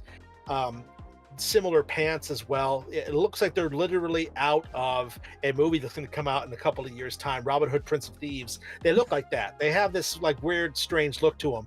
And as they walk in, your gaze goes up to see, as they talk, we are wondering what is taking so long in here. And you look and you see this figure actually, in fact, has a full facial mask on, a gas mask that you would seen for someone who's going to do chemical warfare. It's got the big long tube in the front, another one off to the side, open holes for the eyes. You can see his piercing blue eyes looking through. And just behind him is Rayashi, the hunter. He stands there, crosses his arms over his chest. You see Vince turn to him. Hey, look, I told you we're going to get everything figured out. It's not my fault that arcade machine didn't come in. I heard that Tetris was very big and other arcades needed it before I needed it, so I didn't get it. So I'm really sorry. Before he can say anything, Rayashi storms past Red Hood and grabs Vince by the gold chain, twists, and you can hear like a sound of some chest hair getting ripped out as he hefts him up off of the floor. And Vince is like, oh. And Rayashi just goes, and looks at him. Red Hood goes, I do not care for your excuses. We are going to find out what is happening. My plans will go underailed. And he looks over and he sees you. He looks. What are you doing here? Oh, I'm working for minimum wage. I give out coins in exchange for crisp dollar bills, and occasionally will help people get prizes down from the prize shelf. I'm going to need you, please, to roll a stealth test or performance test. I'm going to let you pick. Because you're trying to not be recognized by this guy that you know very well from the past. I believe that the edge facing the crowd will help with this as well. For not being recognized. Face the crowd. Try to avoid a tail. Interacting with those looking out for them, or otherwise, yeah, maybe suspicious. So that is a persuasion, so that's not performance. Okay. Is persuasion all right? Yeah, Or persuasion's performance? Do you prefer performance? good. Oh, whichever you prefer. Let Persuasion. you choose. All right, we're going to do a persuasion. So let's see here. There's actually an opposed D6. roll for this one, as opposed to just beating a target number. That will be a 6. 6, 4, and 2 is 6. Okay. With his notice and his bonus that he has for being Red Hood and his wild die, he is going to roll a 12. Wow. Not so fast. I know very well who you are. You didn't ask who I was. You said what I was You doing have here. been tricked, Vince. She is a member of the Street Wolves. And with that, you see him touch the side of his hood. He reaches like up inside his hood, touches the side of his mask, I should say. Storm the arcade. We are under attack. The Street Wolves are here. And with that, suddenly, the rest of you out on the main floor, the kids are like, yeah, yeah, yeah, yeah. Right behind you playing Rad Racer, when suddenly there is something that booms and explodes. The front door, made out of glass, suddenly shatters in on itself as a whole bunch of hooded figures come pouring in. Some of them have guns, some of them have weapons. You notice one of them has a sword, a katana actually comes in, and they start storming into the side here. And with that, Ryashi looks at you, Foxtail, still holding on to Vince. He just narrows his eyes. So we're going to have to start a fight here. So we're going to do initiative. Now, how initiative works in Street Wolves is just like in Savage Worlds. We actually use playing cards to determine who is in what sort of order. So let's go ahead and do that. Does anybody need to take a break real quick before we do some fisticuffs, or is everybody good? Are we gonna wrap up or like after this, or are we gonna go for the full 3 hours?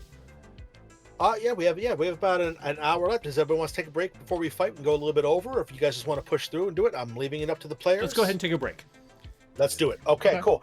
We're going to take a quick break. As we are all going to do that, we'll do initiative right when we first come back so we can explain it. Yes, let's take 5 minutes. And when we come back, we'll be in the Lightning Arcade. There'll be a battle map on your screen. And we're going to throw down with the Red Hood's forces, the Network of Shadows. We'll see you in a minute. Stay cool.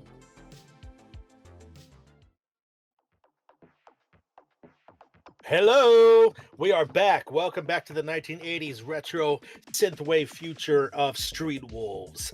I've been your humble GM. Here we are going to continue with the next part. Combat's about to break out, y'all. The Street Wolves have infiltrated the Lightning Arcade, where they have discovered that the enemy of theirs, the leader of the Network of Shadows, the Red Hood, has returned, and with him, Ryashi the Hunter, who dares threaten the peace of the 1985 suburbia. Our Street Wolves have infiltrated, and they are in here in the arcade, ready to deal with some stuff immediately. If you are just joining us, the Red Hood recognized former associate of his, Foxtail, the spy member of the group, and he has ordered his troops to attack. So, I believe it's up on the screen. Battle map. This is the Lightning Arcade, baby. As we can see, I'm going to point out a few things of note. Over here is where the front door is, okay? Oh, wow. This is the main area where all the baddies are coming in at. Over here is the back room area where all the shady dealings are going on. The main floor out here is actually going to be, all of these are those cool arcade coin-out machines that I was explaining to you young kids who only know what a tablet game is. Those are really cool. Those are all there too. So our heroes, our group, our party as it were, we have Foxtail is located right here directly inside the room. We have our friend Eclipse is right here because he was kind of by the front door coming in to see what was going on.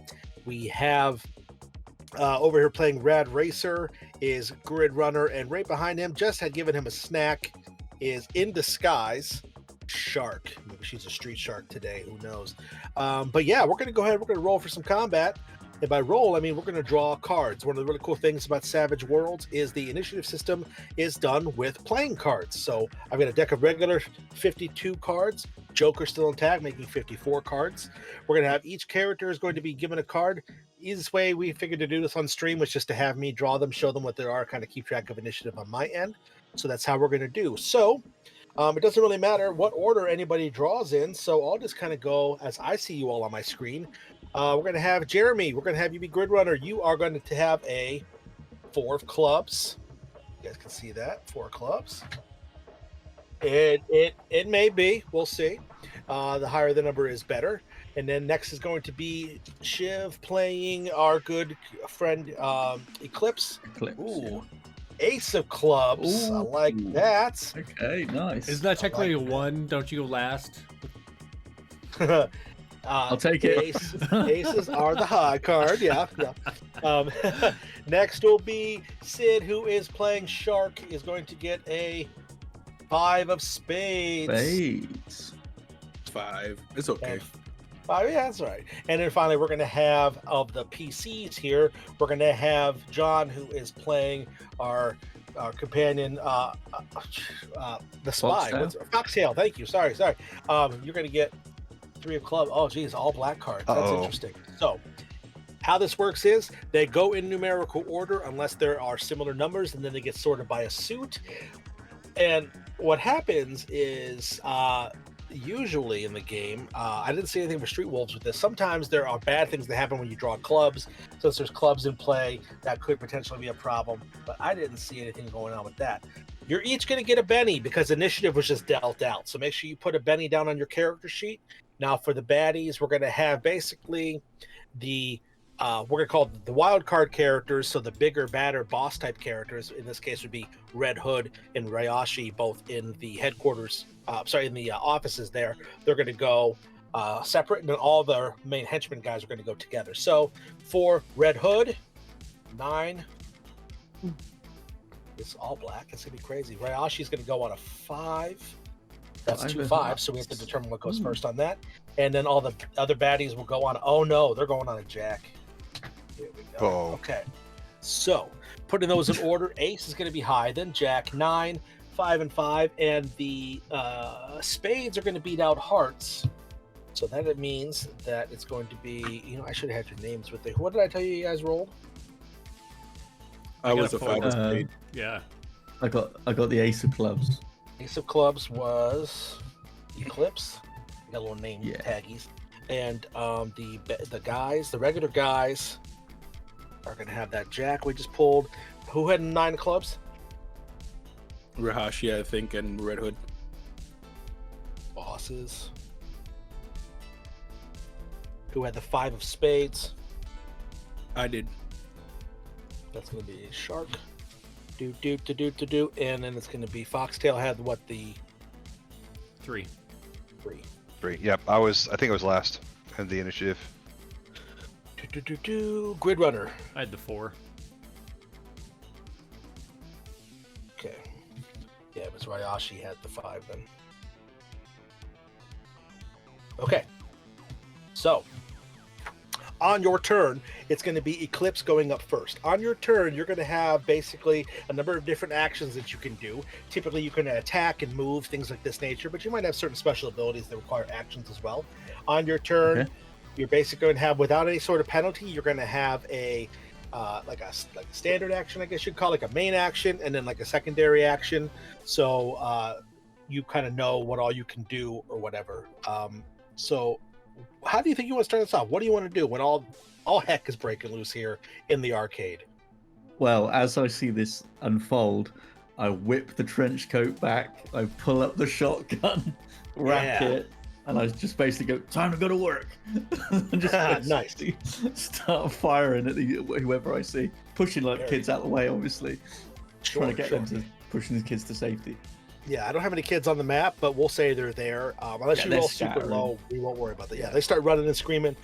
The ones around the Rad Racer take a little bit longer to react because they're so drawn into the game, but they do eventually start running out of the way too. So you want to go ahead and do a attack roll, you said?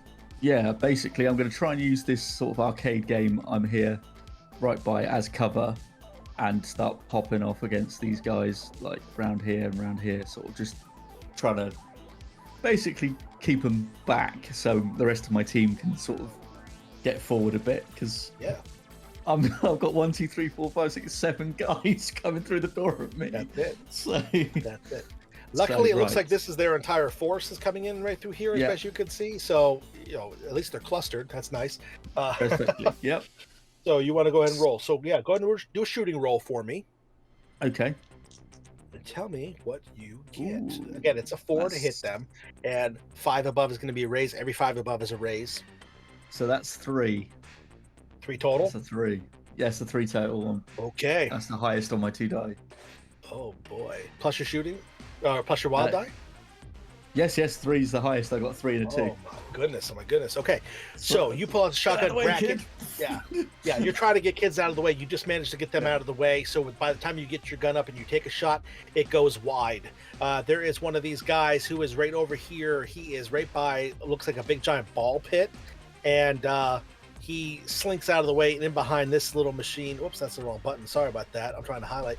Right behind this machine here. Actually, you guys probably can't even see my. They can. I'm highlighting. Yeah. Oh, you can? Okay. Yeah, so this guy here hides behind this kind of claw grab machine here, and you hit that, the glass sprays out of it all over the ground as kids go running. You notice that the guys coming in the front door, let the kids move past them. They're not hurting kids. So at least they've got a certain level of nicety to them. But they run outside. And with that, it's going to be their turn. So they come in and they start trying to bum rush you guys. You're going to see that the one that just got shot at, he is going to try to basically attack right back. He has a pistol of some sort. So he's going to roll to try to hit you. Eclipse. Now you are behind that machine, you said, so you do have cover. I did. So he's going to have a penalty to try to hit you. Which is going to be now these guys don't have wild dice because these guys are mooks, regular type guys, so they're already kind of weaker than you guys, I guess you could say.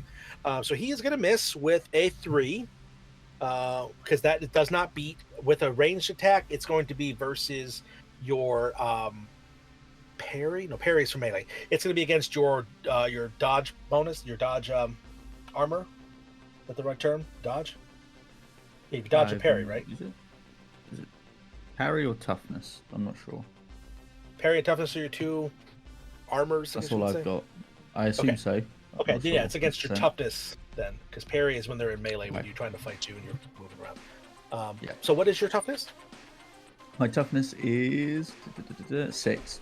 Yeah, totally misses you. He fires wildly. He does that Steven Seagal thing where he fires around the corner without looking, and it shoots, completely misses you. And yeah, so that is going to be what he does. There is another gentleman who is over here. He comes in around towards you. He is the guy who has that katana, and he comes out to swipe it at you. This is going to be against your. Looks like they're both against your toughness. Unless your damage. Yeah. No, we're right. We got it. Both against toughness, yeah? Yeah, melee against your parry. What is your parry? He's going to roll. Parry Let 6 me roll. as well. 6 as well. Okay, this guy gets a 6 exactly, so he's going to hit you. And his damage for the wild die is going to just... Oh, not wild die, excuse me. I'm reading while I'm looking. His damage for the weapon is what I'm trying to say. His damage for the weapon is just going to be 2.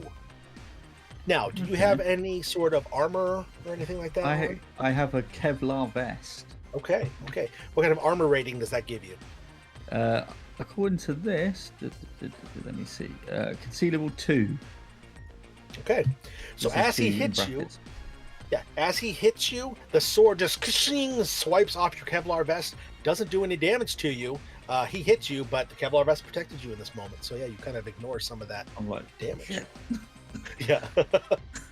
And he just kind of narrows his eyes. The other guys are just continuing to move the rest of the way in, putting them into the room in various spots like this. This guy takes cover over here. This guy has actually come up behind the claw machine as well. And this final guy is going to stay, this final guy here is going to stay by the door, making sure that you guys don't leave. And that is going to be their turn. There is one that Foxtail will see comes in the back over here. The same door that that Ryashi and Red Hood came through. There was another one and he just stands by the back door. He's got a chain that he kind of pulls taut and looks in towards the room to see what's going on. Next up is going to be the bosses. So the Red Hood just stands there and goes, "You've ruled this day that you dare to go against me." And he just looks at Ryashi and nods. And Shark, out on the floor, it is your turn.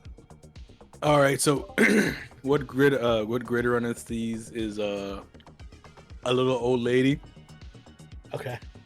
Yeah, because you're so distracted. You don't know it's sharp. Right?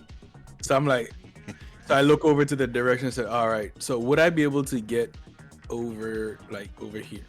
How do you ping these things? There's Yes. a little. Well, Oh, just to kind of that's explain to me, we'll determine how far it Oh, goes. this over here in this area. Would I be able to get over? Stop it. In this I don't see what direction, area. behind all the slot machines, over by where that red chair is. This one? Okay, right there. Yeah, right there. Yeah. You can get over there. Yeah. Yeah, So move over to there. Yeah. That's not what I'm looking for. Yeah, I'll move over to there, flank them.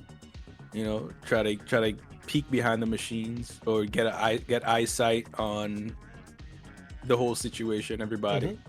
So honestly, if I can make it like right here behind that chair where I could see and still Yeah. get cover, yeah. So I'll go over there, and then I'll shoot at that guy straight in front of me. This guy here. Yeah, that one. Yeah. That there feller. All right. Go and roll it. All right. It's a shooting then- roll Yeah. plus your wild die. Shooting roll plus the shooting is the potato. Plus spaghetti. Ah. Ooh, 6. Roll again. 11. All right. Yeah, you hit him with a raise. So you hit into him. You're going to do an extra die of damage because you got a raise. All right, so that's all right. So 2 3d6. Yeah, whatever your regular damage is, you add an extra 12. die to it. Yep. 12 damage. Ooh. So yeah, your gun goes off. You have a Glock as well. We said. Yeah, it's a Glock 9mm. Yeah. Your 9mm fires just once, slams into this guy, knocks him up off his feet. He slams backwards, and he just lands in a thump on the ground. I'm gonna just go ahead for the sake of making this easy. We'll just remove guys when they are gone instead of having bodies all over. So yeah, he is gone. And then the little granny old lady babushka, I just reach down and like rip off my disguise in cartoon fashion where just the Yeah. clothes the clothes just cover the camera, and then this little 5 foot even old granny just rises to full 6'2" height. Yes. I'm like, I love Eclipse, I got your back. Absolutely. I love it. Cool. What's going on in there? And so with that, Ryashi is just going to toss Vince over into the corner. He slams off of a shelf, gets knocked unconscious, and then Ryashi is going to just go. And he starts just pouncing towards you. He's walking directly into your direction, Foxtail. So he comes up to you. He's going to try to grab you. Against your parry with a... Oh, boy. There is a 5. Yep, he's going to get a 9. So he comes up, he just grabs a hold of you. And just like he did with Vince, he picks you up off the floor and just is kind of holding you there, looking at you and just looking kind of mad at you. That is what he does. So then it's going to be Grid Runner on the floor. I'm like so close to beating my own high score. All of this starts happening. I'm torn. But then the gunfire starts going off, and I'm like, shit! And I turn, and I've hung my jacket over the back of like the racing chair that I'm sitting in. Yeah. I pull out my gun, and I shout out, "Eclipse! Foxtail betrayed us!" Little busy, but little busy. And I'm gonna take fight off this guy with a katana with my shotgun. Yeah. I'm gonna take aim on this fellow here, who's Okay. interacting with Eclipse. I'm gonna Yes. use my marksman, which Ooh. I'm gonna ignore 2 points of penalties to the called shot to his head. So instead of a -4, I have a -2 Okay. to shoot this guy in the head. And I can add +1 to the roll for shooting. So I'm gonna essentially do a -1 to this Nice. instead. Nice. And Pretty solid gonna ability. roll the dice. So that is a 7. Okay, yeah, 7 hits this guy for sure. And I don't. So what's I didn't look up to see what damage is if I shoot him in the face. with a called shot? Yeah. It could potentially, yeah, it basically could do extra damage based on what it is. I'll say, for the sake of this, I don't have that in front of me, so I'm gonna say we'll just give you a +1 to. +1. That seems kind of low. I'm looking at my little handy cheat sheet I have here. I don't see anything that's a bonus for hitting in the head specifically. I mean, there's penalties for shooting. Let's see, damage effects. Yeah, we'll just roll an extra die. We'll say we'll just make it easy. That's Alright. probably the wrong rule. Sorry, not sorry. What am I rolling? What's your damage for the weapon? That was a good question. Is it 2d6? There it is. Thanks. So you roll 3d6. 3d6. I don't have enough Yeah. d6s in here. That's all right. Oh. So 2 6s and a 1. So that's 13. Okay. And much like your companion, you blast this guy off of his feet. The katana goes spiraling through, and it lands on the ground, does a thing as it comes to a stop. And yeah, he's gone too. Okay. Nice. Street wolves are making their presence known. And by the end of the round here, it is going to be Foxtail's turn. So Ryashi, this big, huge, beefy dude, he's got a hold of you. He's got you picked up.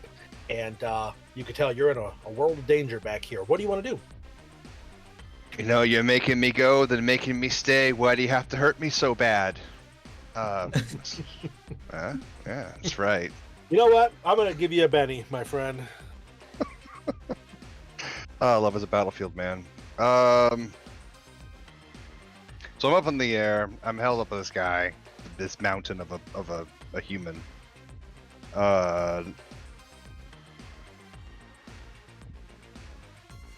We don't have to do it this way, Red Hood.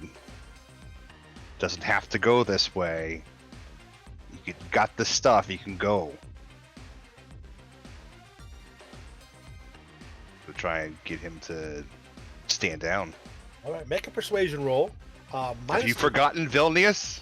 Have you forgotten what we once had? Ooh, saucy. Saucy indeed. That don't know. one night. That one night. That one night. One night. We're talking about one night. Right. It's more than Yeah, I'm one gonna night. try and appeal to his humanity here. Sure, yeah. Heartache to heartache. Let's stand. No Go promises, ahead. no demands. That's it. Well, Yeah. kind of a demand. You know, Yeah, well, Make yeah, it- just a bit. You know, especially because of all of the 80s references and the music. And even though it's not an 80s movie, I'm so thinking about Deadpool. and the love scene in Deadpool Yes. plays through your mind, but it's you and Red Hood here. And Red Hood, yeah. It's got Right. a So little bit it's of 80s flavor to it, for sure. For sure. It's got a little bit of something. Jesus. Yeah. So roll persuasion roll with a -2 because of some extenuating circumstances. He is -2. mad at you. That's a 6 explodes. That is a 2, so -2 would be a 6. Okay. You see him pause for a moment, like he's maybe hearing your words, but he doesn't have a direct thing that he does quite yet. So it is a new round. So part of the fun of Savage Worlds, we're gonna do a new set of cards because you get new cards every Oh, wow. round. Isn't that crazy? Fun, Yeah, fun, it's not fun. just like you're tied into your really bad initiative there, Grid Runner. So I'm Or gonna shuffle these Foxtail. up real quick. Or Fox. Oh yeah, it was Foxtail was last. That's right. All right. So we're gonna draw. I'm just gonna mix up the little. So Foxtail, I'll draw yours first. A 3. Oh geez. Now you guys can. We didn't talk about this. You can use a Benny to have me draw a different card. If you On don't it. like the low cards. Because I've got 6 now, so I might as well start spending them. Yeah. Okay. Put that aside. You're gonna draw one. Oh, a Jack. That's a lot better. Foxtail. Jack. Woo. Shark is going to have an 8 of hearts. Nice. With that, or you want let's spend one Benny. I have like 39 of them, so let's Okay. spend. You can spend one through have a reroll or have a redraw. Yeah. 7 of diamonds. That glare makes it hard to see. I'll hold like that. We can see. And then I have to take the You have to take this new one or spend right. many again. That's- Oh, the temptation in his face. Okay. Sharks on a 7. I'll keep the 7. He's so That's close. fine. And then we're gonna have let's see, Grid Runner. 6 of diamonds. He's on a You know what? You know what? Screw it. I'm spending a Benny. All right. Ah, Queen of diamonds. Yeah. Oh, have that. Go for it. Okay, and then we're gonna have Eclipse. Yeah. King of spades. Spades. I'm gonna keep it. Yes, yes, yes. I'll keep that king of spades.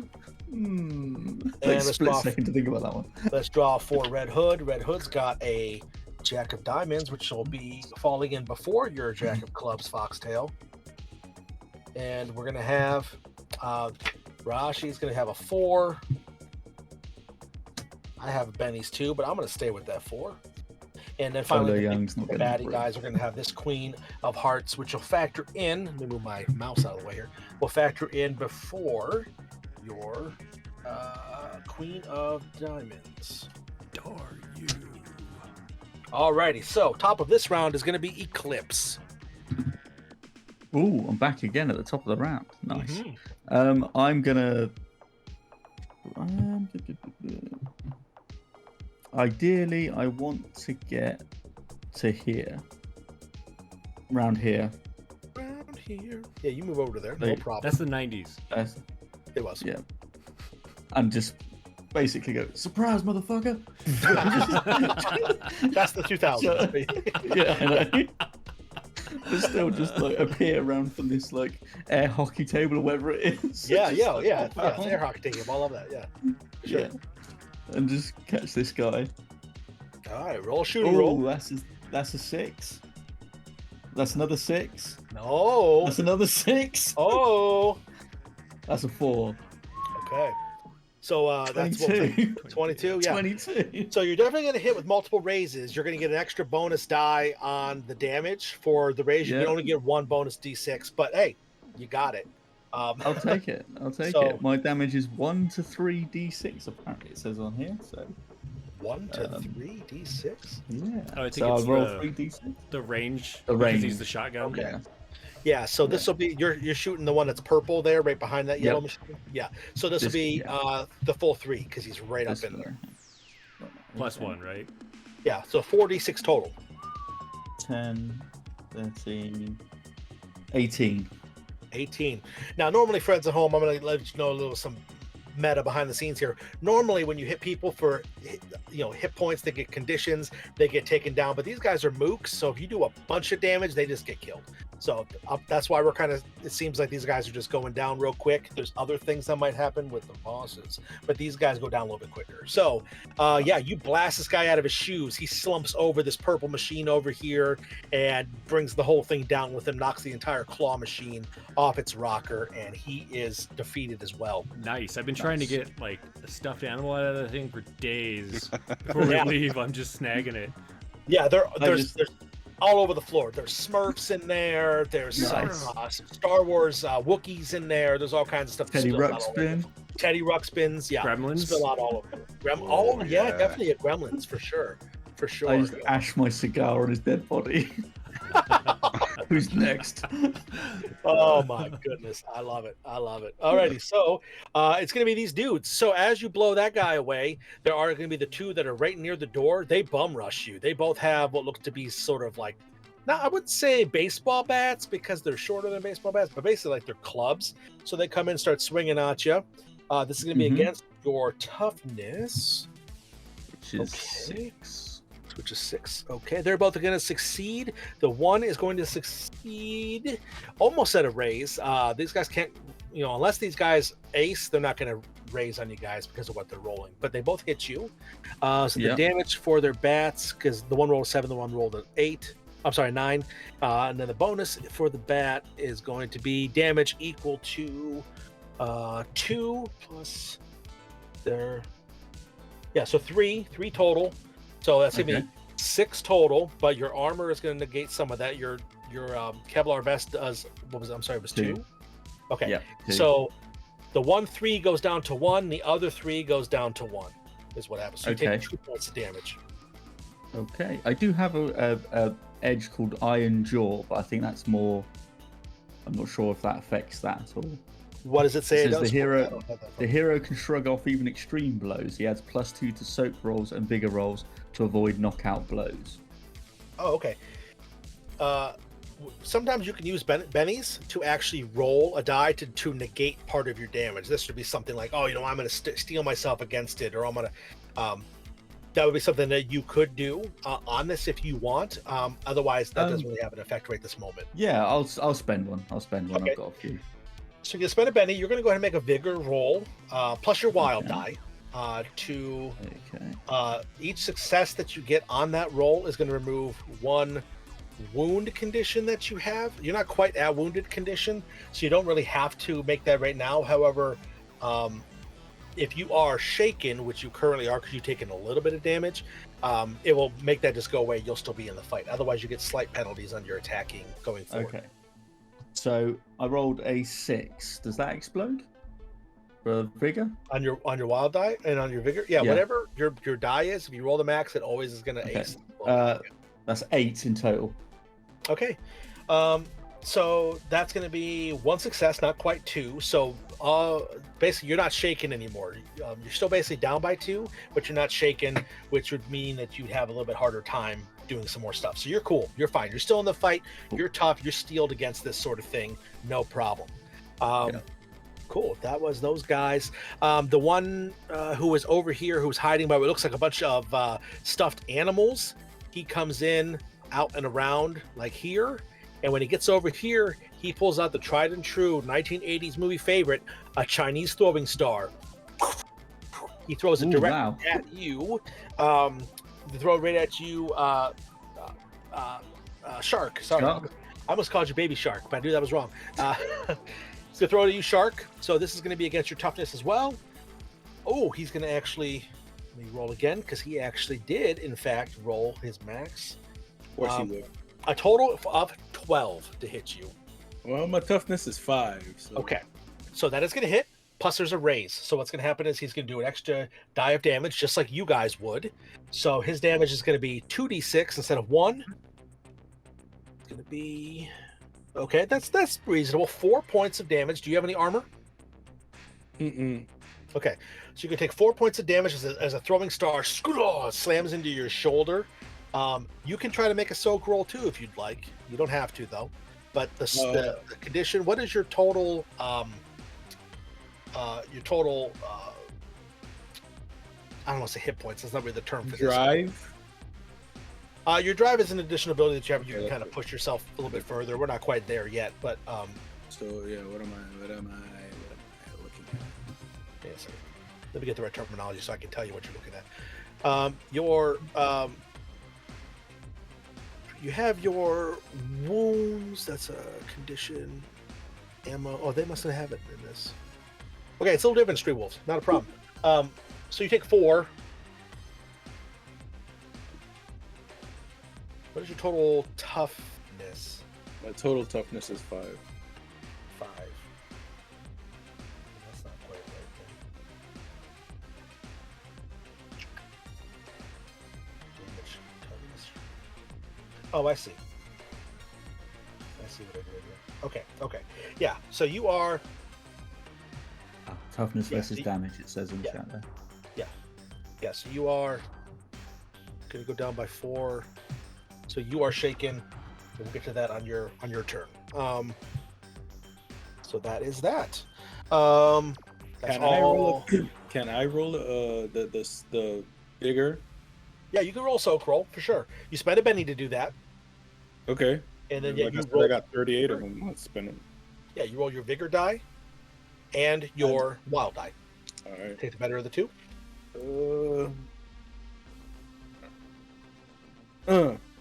5. 5. Okay, that is going to, you're not shaken, so you're good. Still have some damage done to you. The damage is kind of like a loose number because of how the system works with being shaken and wounded and things like that. What happens is you take a certain number of damage, you get shaken, you take more damage, you get wounded. A certain number of wounds is basically when you get taken out of the fight. So you guys have a lot more hits to take, but it can quickly turn when they start doing things like acing a lot, or if you're shaken already and you have multiple wounds, things like that. So yeah, you're fine. Again, you're still in the fight too. You guys are experienced street wolves. You're not out of this fight quite yet. Grid Runner. It's on you. Okay. First, I have a question because it won't matter, but just so that I know for future. So my my shooting is D8. Okay. And I had to do a -1 last time, right? And so I rolled an 8 and got a 7. But because I rolled an 8, would that have been an exploding? Like, would that have? Yeah, like the -1 would be for your total. Right. So yeah, if you have an exploding die, you still get to roll it and Okay. determine your final score, and then minus the whatever the minuses are. Good to know. Yeah. However, that means nothing right now. I am going to lean out and take a shot at this fellow over here. Yeah. Okay. Also with marksman. Does he have any cover? He has partial cover from where you're positioned. Yeah. Okay. Is that a -2 minus? It'll be just a 1 from Okay. where you're at. All right. So then my marksman gives me +2 against cover. It ignores 2 cover. 2 of cover. Cool. And so just a straight roll.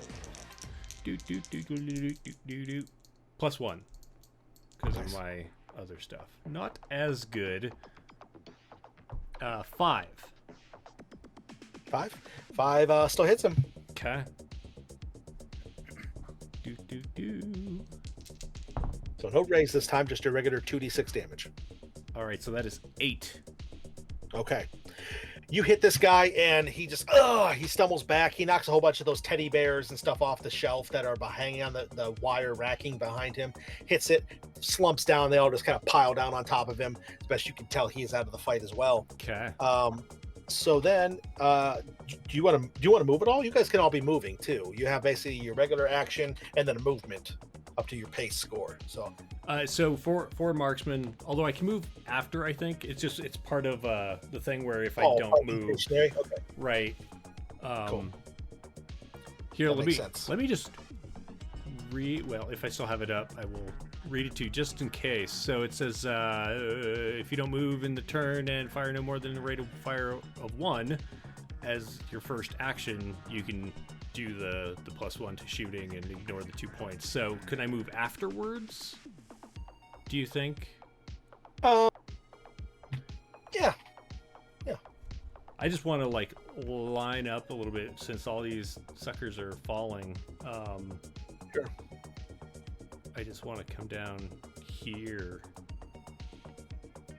Okay.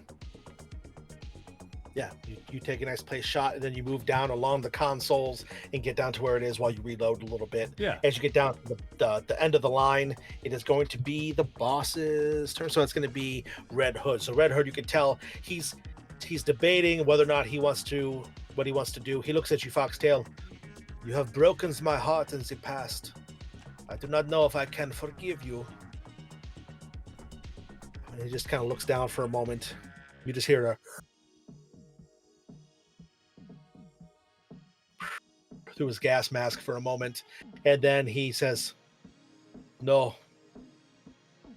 If you survive, you will be mine again." And with that, he is just going to stand there and wait for what's going to happen. Foxtail, it's your turn. I mean, who needs a heart when a heart can be broken? Am I right? It's got to be a Benny for that, surely. Oh man, For show. the for '80s, show. Coming the your way, '80s, right man. there. Get yourself another Benny. I decided before we started stream that all the really cool references are going to get bennies. So, and normally there's a cap on bennies, but we're doing a one shot. So, Let's see here. So he's not ordered me to be killed yet. His mooks are being shot in the face. I'm holding his attention, so I think I'm actually in a very good position here to let the rest of the wolves clean things up. I'm gonna hold the Mountain and Red Hood. Yeah. I'm gonna do my best to hold their attention on me as much as possible. Yeah. So I'm going to remember that time in Milan. Oh no, War Knights. Yeah, remember Milan? You know that job we did, huh? Yeah, I was pretty good at that. You know, I did good. I did good. Got in and out. You know, like I think it would be. I mean, like I've been helping out here too. Like it's just like Milan, only cooler. Computers are involved now. That's wild. That's so cool. You're so smart. Go ahead and make another persuasion roll with a +1. All right. Yeah, Dice this is an opposed persuasion. roll. That's explosion. Oh, you're probably gonna beat him then. 6, 10, 11. Okay. You can see again he continues to waver, and he just looks at you. He has a look of almost like pity, of almost like compassion for you in the moment. You can see his hard exterior is starting to drop a little bit. Shark, what do you want to do? All right. So is this guy still up? Is he dead? You look over to there. He actually starts pushing the teddy bears and the stuffed animals off of himself. And as he does, he looks up and he sees you. His eyes narrow. You can't see his mouth because of the mask he's got on. He reaches in. He starts to pull out another one of these throwing stars, and he pulls it back to get ready to throw it at you. I'm gonna just shoot him. Yeah. So Yeah, all right. Fire. Roll shoot roll. Don't bring a throwing star to a gunfight. That's it. So, yeah, head cocked to the side, like throwing stars. Really? Pull the other one out, and I just shoot him. All right. Shooting So roll down. and wildfire. Damn, So that Indiana Jones, where he's got the sword and he just pulls out the gun and shoots. I got a 3. Oh no. Okay. You did you roll a 1? It was a lower number. Yeah, one of them was at 1. Okay, but your total, the die that you used was not. Oh no, yeah, the die, Okay. the highest die was a 3, and then that's just I don't have anything else for. You could use a Benny to re-roll that if you'd like. Yes, I'm gonna use it, Benny. I'm gonna spend all the cash. Hell yeah, man! One shot. You gotta play it like you stole it. You know that's my phrase when you do a one shot. So Spend those bennies. Venom, baby. I rolled a 4. Yeah. Okay, Yes. 4 total. Hey, that's enough. As he pulls it up, Come on. blam! You shoot him. What's the damage? 9. Now 9. I rolled a 6. Now I Does it explode on damage as well? Yeah, Or? it explodes on damage. Oh, yeah. does it really? Oh yeah. Good to know. Oh, you don't do it? I'm I sorry. didn't. Yeah, I did. Yeah. Anytime you roll, it's gonna explode on up. Yeah. Yeah, so that's a 12. Okay. Wow. Yeah. So he just roar. And there's a And- teddy bear who slumps down, and to keep this PG-13, it falls down in front of him so we don't see the blood in his chest. Right. The teddy bear just lands. So it looks There's like only he's the so teddy bear. much blood you can show in PG-13. We've like crossed that. No, it's all Yeah, been hidden carefully behind machines and different teddy bears, ball pits, things of this nature, for sure. So at the start then, when we execute that guy, it was like doves just flew off as we just shot. Yeah, him. It was a silhouette. It was a silhouette. Yeah, right. Yeah. Yeah, you You'll just see saw. the You light saw in the from an aerial background. view, he was inside the so you saw That's like it. the top. It was like you were shooting into the van, into the truck. You didn't see what Perfect. he did. Yeah. Cool. All right. And then yeah, so So I'll do that while moving forward. So I just shoot him. Would I coming down? Would I be able to coming down here? Would I be able to pick up that katana? I would say on your next turn you could, because you're trying to move around. There's something called multiple actions in this that you could do, but you'd have to kind of determine that before you do stuff. Where you could do stuff like pick up things, fire twice, things like that. But you get penalties on your rolls, so that's why we have to determine that first. Yeah.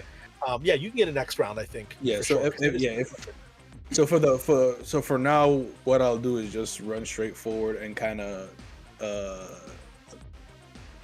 knock into this guy. Not trying to push him down or anything, but just like knock into him to get his attention off of Eclipse, so he's not fighting 2 people. Okay. Yeah, so you move Yeah. in, you see him kind of notice you. He starts to turn. He's kind of sizing you up a little bit. And as that happens, inside the office, Ryashi looks at you, Foxtail. He still got you close, and he just hands you off to the side. He drops you in a huddle on the ground, and he is going to walk out into the arcade. And he just... You all hear him yell as he walks out into the arcade, and he looks like with his movement, then he is just going to wait for you guys to come on. And that is that for that round. So let's roll it. Let's draw again. Here we go, son. Boom, boom, boom. Well, You know, we should have for this, Jeremy. I just realized we should have done that cool thing where the audience could like buy you guys bennies and stuff. You know, it's funny because in the chat we were talking about how I turned all that off because it wasn't supposed to be on last night when Miko was running. And so I turned everything off before this because we haven't actually talked about it. So yeah, I just now thought about it. We should have with the kind of the wild and wacky nature of it. We should have done that. It's all good. We'll set up things for individual games as we move forward, for sure. Absolutely. Absolutely. So cool. All right, let's start with Eclipse because that's the first card I have in front of you. Eclipse, you got a 2 of hearts. Oh, I'm going to spend to reuse that one. Can't get any worse. So right. 8 of spades. Oh, perfect. I'll take that. That's fine. Okay. Who's here next? Foxtail. Ooh. 4 hearts. Been a bidding. Spending a Benny. 9 of hearts. Let's take it. Okay. And then it's going to be, who's next here?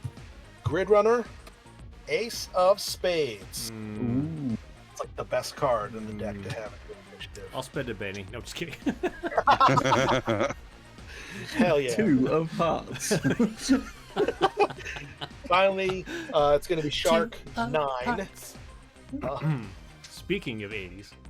That's it. Yeah, I'll keep the 9. I'll keep the 9. Okay. Spades goes right before the heart, so that puts you just before Foxtail. All right, let's do the baddies here. Low bad pulls, guys. low pulls. Let's go. 10, the king, this is going to be Hood. Okay. All right, that's not bad. He's not doing much. And then it's going to be Ryashi 9. Oh, 3 9s up in here. Wow. That'll be in that order. He goes at the last out of the 3 of you. And then the final is going to be the Mooks. They're going to go with the Queen. Wow. What the? Jeez Louise.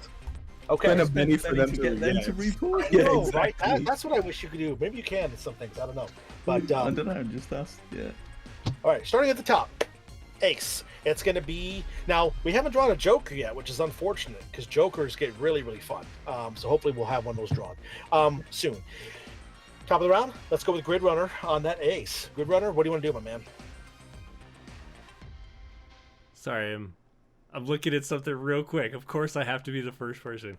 You can always hold your action. Okay, never mind. So coming down here, I see this fellow that's over by the ball pit that is like eyeing the Space Invaders game. This fellow. Yeah, okay. I also have the high record on that, and I do not want him fucking that up. And so I am going to shoot that one. Yeah. Ideally. That's my plan anyway. Any cover or anything? Oh, no, that guy's... for argument, yeah, he's open. All right, I'm going to shoot that guy. See that red table between the two of you guys is like one of those low-rise tables where you actually sit down to play something, so you can shoot just over it. Got an 8, so that's a 7 because of my my -1 for the called shot. But okay, then 14. Oh yeah, that'll definitely hit. Okay. That'll be 2 raises, so you're going to get an extra die on your damage.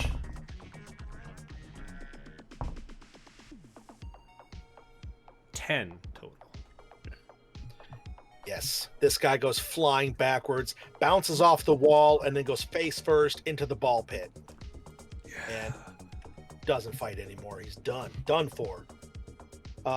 So in the office, Red Hood looks down at you, Foxtail. We did have some wonderful times, didn't we? And he will crouch down. He'll put a hand out and caress the side of your cheek. You can be with me again, lovely. Come, away from all of this. And he just motions for you to come with him, and he stands and starts to go towards the door. The bad guys, the guy who is by the back door just kind of gives him a look like he's confused, like what's going on. The guys out here on the floor, the one is going to attack you, Shark. The other one is going to attack you, Eclipse. So, Okay. guy over here, sorry, this guy over here, I forgot to erase the guy in the teddy bears because he's dead. All right, so, cool. So the one against Eclipse, it's going to roll. Not going to do it with a 4, right? Because your toughness is 7? Is 6. 6. Okay. Yeah. Yeah. So he comes at you. He's got that club-like thing. He goes to swing it. You just kind of put your arm up and around and tuck his arm underneath your hand so he can't hit you. The other one's going to try to hit you, Shark. It's going to ace. So the total is going to be 13. I'm sorry, not 13. 11. I can't add. 11. Sorry. It's still a 5, so it doesn't really. Well, it just matters how many raises it is. So just 1. So it's going to do an extra D. Okay, you're going to take 5 points of damage from the club as he cracks you in the stomach with it. Do you want to soak it up? Yeah, I'm gonna soak the roll. Spend a bending. Boom. Oh, yeah, and I gotta- go ahead and you're going to make that vigor roll. I forgot I gotta spend a Benny, but that's okay. Yeah. Ah, And we're coming up on the end, so 4. 4. Okay, 4 is the success you need, so it's all good. So yeah, so you are not shaken, which is really good because shaking Not conditions stirred. really good about a fight. Just a little stirred, not Just a little- shaking. Just a little stirred. That's good. Alrighty, so that is going to be that's it for the guys. Shark. All right, so I catch it.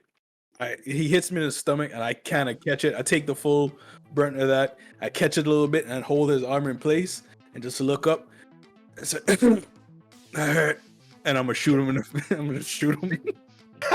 Just point blank shoot him. Okay. Yeah. All right. Go ahead and roll.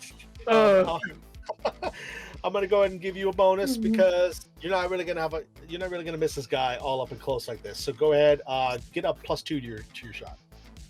Double tap to the face. 6 total. 6 total, yeah, 6 total hit. What's that? 3 damage. Okay. That's this guy in front of you. I'll make it a note of how much he has left. Okay. Yep. Yeah. So you shoot him. He's you shoot him in the gut or whatever. He's not quite down. Yeah, it doesn't feel nice, does it? And He's with a Foxtail, club. you are in. Right. Well, Foxtail, you're in the room with your former asset. What would you like to do? well, it's got his back to me, right? Yeah, in essence. Then there's that mook, like, by the door as well, right? Yep. He's standing there. He's looking more towards Red Hood, like just kind of like. I mean, I should probably wait for like dramatic effect to shoot him in the back until like he's at the door. So I'll stand. I'll be getting myself up, dust myself off from that experience. I'm trying to think to myself, some really good 1980s like breakup music. So that's coming to mind at the moment. Yeah, as you stand there for a moment, he gets to the back door, and the mook is like holding the door open, and Hood is at the door, and he slowly turns. He's backlit by the midday sun as he looks back to you. There is like some really slow, who's a Peter Gabriel song is playing on the soundtrack right now as he looks back towards you, and when he looks back In your towards you, eyes. yes, In your eyes. Yes. The heat in your eyes. hell yeah. You bleed. Oh man. As you turn back, and he does this, he looks at you, and then he realizes as the song is playing, we're going to see the cameras on you, and then it zooms down to the gun in your hand.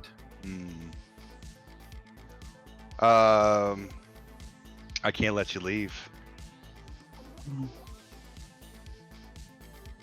You're gonna have to stay here. I'm gonna raise the gun. Love is a battlefield, man. You're gonna We just hold. stand. We are strong, all right.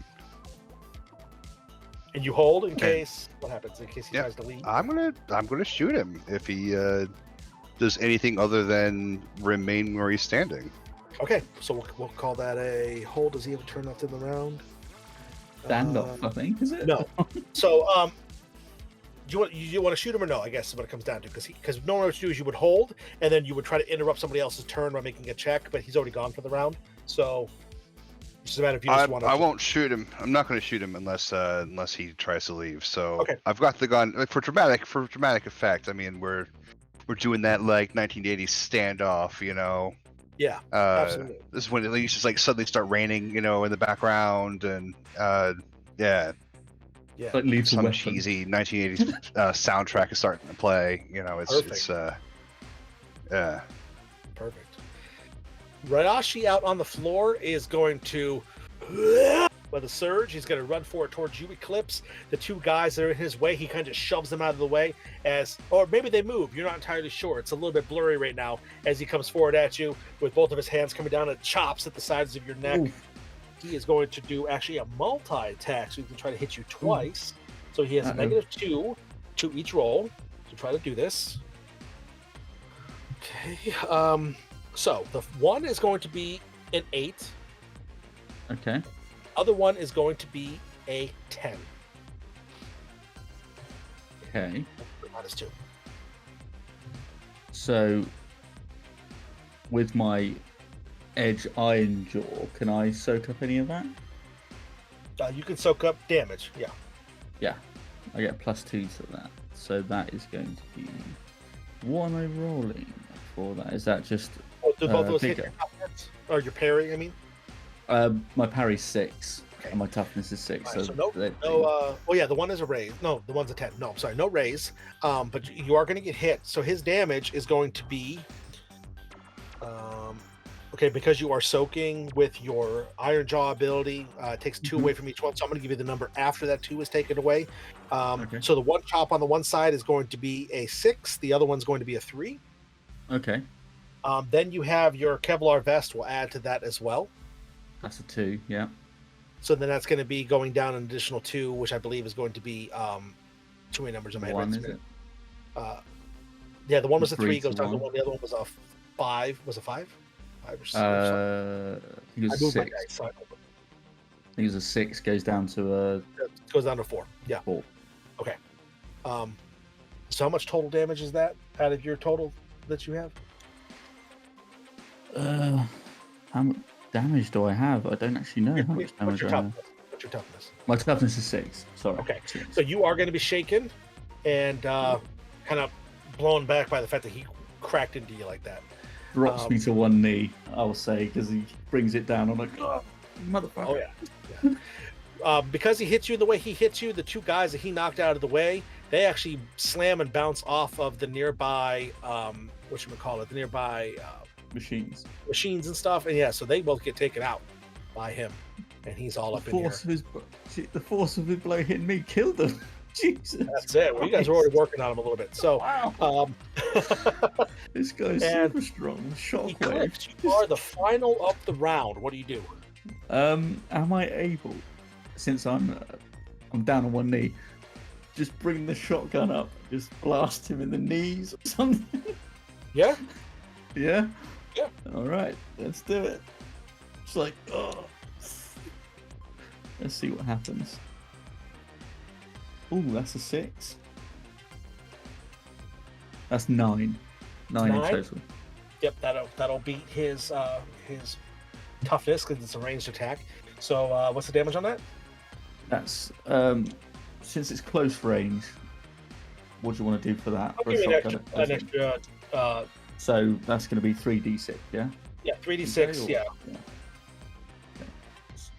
That's 11, 15, 19. Oh, jeez. So this guy not only gets shaken, he gets wounded. So you see him kind of, and he just kind of, Just kind of cut him down to size. Yeah. It blows the legs out. Yeah, he doesn't seem to like it. His hair falls out of the bun. It's kind of cascading down around his shoulders. There's some blood that through the front of the demon mouth on his mask. Let's get some new initiative here. this probably will be the Well done. end. So think about how you guys want to end the final fight here, these final moments of battle, while I'm shuffling this up. So, Going around, I think. right as the shotgun goes off, the entire arcade goes quiet because the music is stopped on this mixtape that is playing in the cassette player. And Sledgehammer comes on after In Your Eyes, Nice. Yes. which happens to be one of my favorite songs, you know, as Edgerunner. And so when you draw for me, draw 2, and I take the higher. Oh, is that? Oh, nice. Okay. Using yeah. Into the Groove. Hell yeah. Now we're talking. All right, so this first one will be for Foxtail, 'cause that's who I happen to pull first. 10 of hearts. Keep it. I'll keep it. Grid Runner is going to be drawing 2, we said? Mm-hmm. Okay. Grid Runner's got a 6 of clubs. And 2 of diamonds. Son of a biscuit. I'll take the 6. Yeah. Yeah, could you use the Benny to have that be drawn again, or no? I mean, it doesn't say I can't. All right, I if might you as want to. well. Yeah.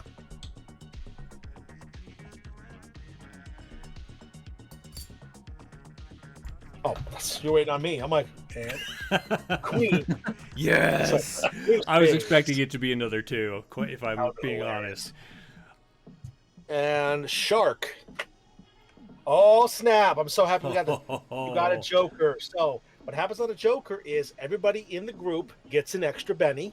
'Cause the Jokers are wild in this game. Now what's going to happen is, specifically, you, Shark, can now choose, after everybody else is determined, you can choose where your Joker fits into the initiative order. You basically get to pick where you go in the initiative order because you got a Joker.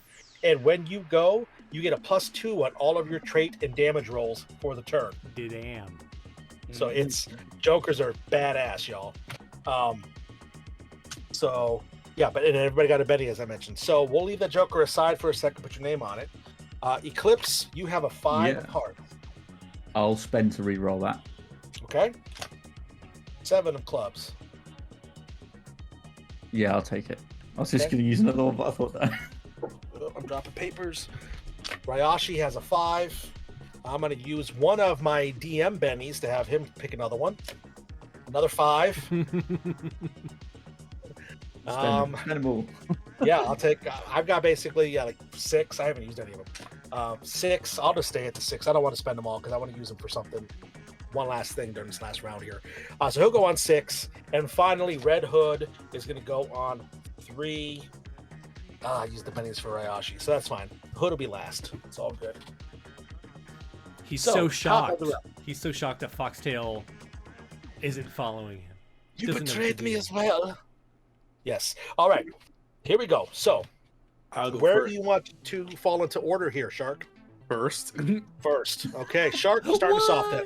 Yeah, we need to Your get to first- we need to get to Foxtail. I'm gonna just go shoot this guy, you know, Resident Evil style. The big hulking large guy. Ryashi, yeah. Just shoot him. Okay, yeah. And he said I got a +2. No, you 2. have whatever your roll is. Oh, I thought I got a +2 for the Joker, but all right, I got a 5. Oh, yes, I'm sorry, yes. From the Joker, you get a +2 on your trait roll and your damage rolls. All right, so trait, I guess, is attributes or skills. Trait is skills. Yeah, in essence. 7, I guess. Yeah, 7. Yeah, 7 hit him. All right, so that's 2d6, or is it? Do I get any? It's going to be, well, that's exactly his toughness, so you don't get a raise. So you're going to do your damage of 2d6 All plus 2 for the Benny, for the Joker. 9 damage.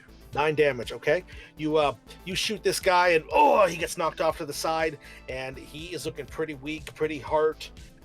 His shaken because he's already shaken. He is going to take a wound. So yeah, he didn't like that.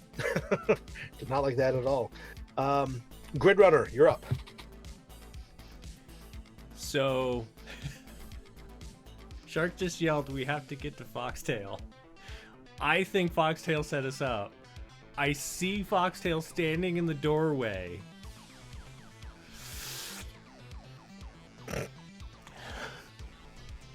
But I don't want to shoot her in the back. I want her to look me in the eye. Why So, did you do this? so even though I take aim at first at Foxtail, I move over and I'm gonna shoot the one fellow out here, Ryashi, in the face. To the mouth. All right. Are you doing a called shot? I am. Okay. No exploding this time, but that is a 5. 5 total? Yes. Okay. Goes wide, unfortunately. You're not able to command it. Should have It's like hesitated. I should have shot her in the back. He flips his hair a certain way. You just can't get a good shot off on him. So, yeah, it goes wide. Are you going to move at all? Is that your turn?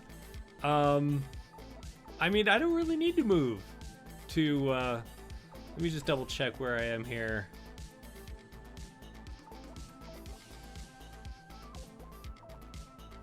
I will go up by this other Space Invaders. Nice. Okay. You move over to there. Foxtail, it would be your turn now.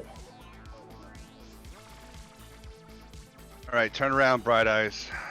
Because every now and then she does fall apart. Let's see here. She says, "Your love is like a shadow on me all of the time. All of the time. Don't know what to do when I'm always in the dark." She's gonna raise her gun.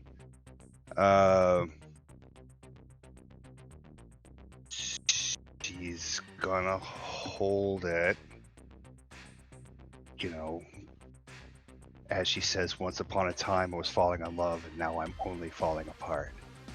And she's going to shoot him in the face if he tries to walk out that door. All Yeah. right, so you're going to hold for if he tries to leave, basically. is what you're If he doing? tries to leave, yep. Okay. Perfect. Gonna hold him at gunpoint and quote total eclipse at him. Yes, I love it. All right, Eclipse. Big Okay, guy's all in I'm the face, so he's looking pretty Yeah. hurt. You guys are all giving him what for? okay. Well, I'm just gonna instead of using my, I'm just gonna use my fists now as my Alright. boxing expertise. I'm gonna finish him off like the style he would want to go out in, warrior. So, because I'm a martial artist, I get a +1 to my roll, and I get strength plus D4 damage.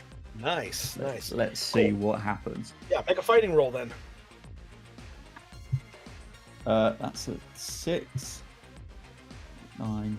That's a 9 in total. All right, 9 in total. Yeah, what's the damage on that? Roll it up. Okay, what is my strength? Hang on. Check my strength. I think D6. 5 plus a D4. 8 points. Yeah, you do a boxer. Do a 1-2. You a jab, then right Yeah. hook and hit him in the side of the face. Part of his metal face shield cracks and partially falls away. You can see there's like a scar underneath, and he just kind of. He's not too mad. He when you hit him that second time, he actually reaches out for you as he stands and he tries to grab at you and hit you again. He's gonna try to do a multi-action here.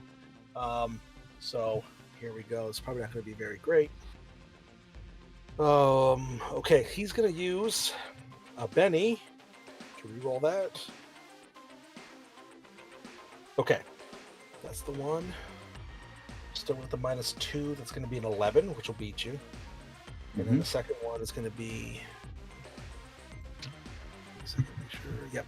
His second one's going to be an 8. My toughness is 6, so that'll beat that as So well. you get hit twice. Again, he just kind of hits you in the stomach, and then he hits you again, and he goes, "I hit the back." Looking kind of pissed off at you. The damage you're going to take is going to be. There was no raises, so nothing with that. Okay. It's going to be.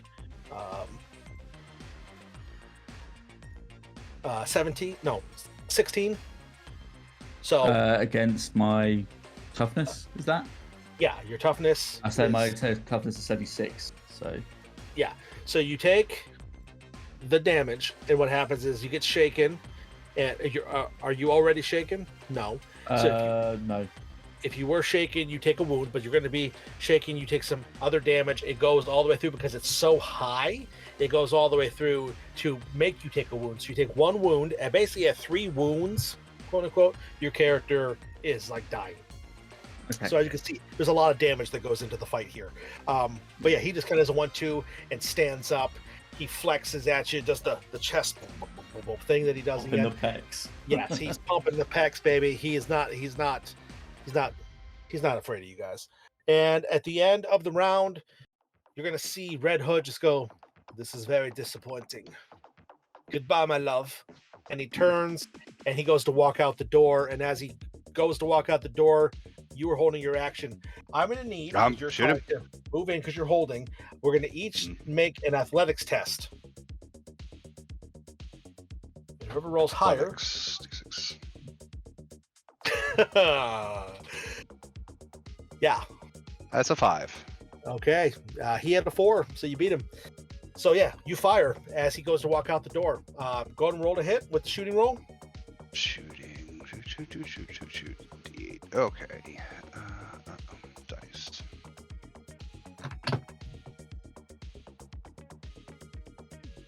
That is going to be a 5.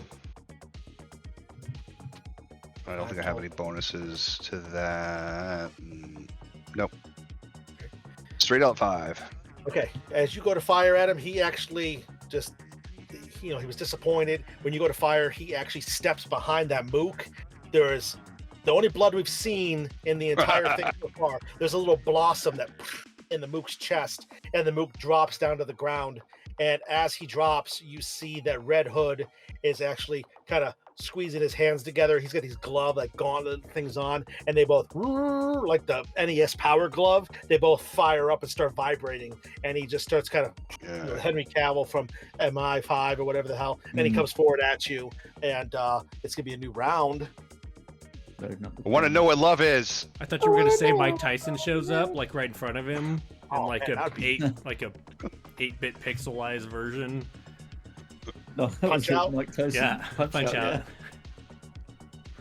Oh man. Hell yeah. Alrighty. Okay, here we go. Grid Runner, I got you up first here. Pull 2. Pull another one.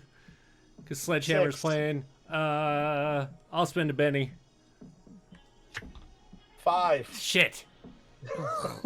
Fine. I'll take your stupid 5. I'll take your stupid 5. Eclipse. 5. Yes. Redraw, please. I'll spend 1.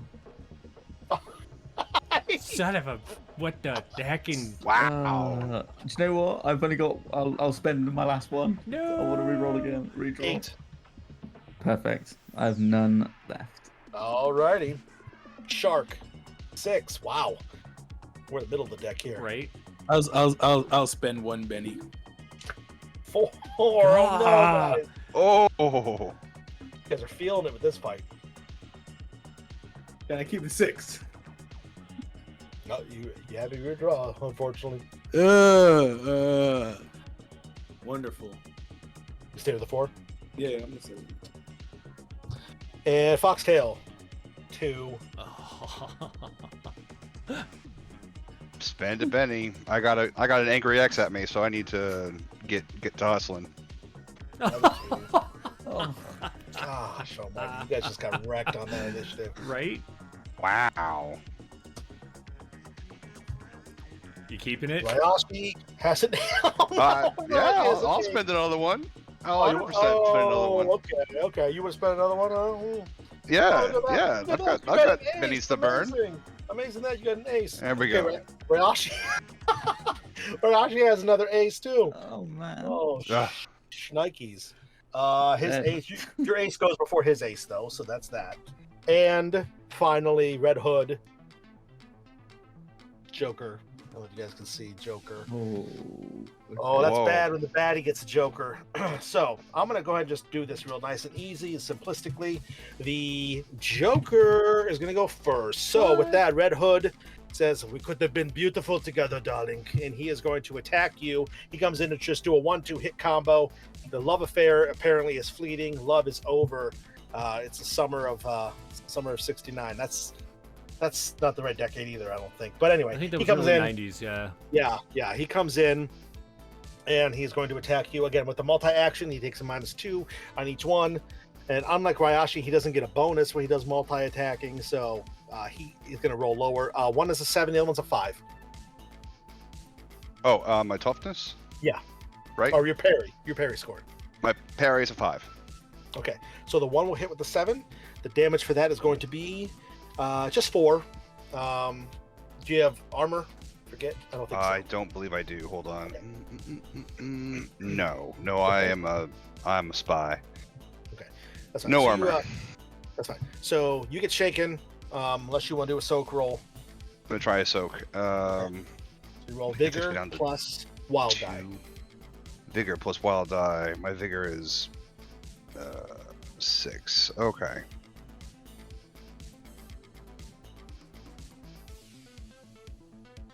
Okay. That's a 6. 3 is 9. Okay, you're not shaken. You're okay. That's what he does. Foxtail, it is your turn.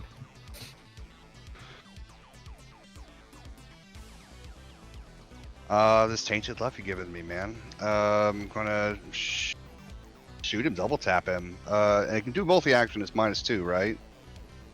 Yeah, if you do multiple actions, yeah, you could take up to 2 actions per round, basically. At the -2 Oh. each. So you can Looks shoot like twice, the- basically.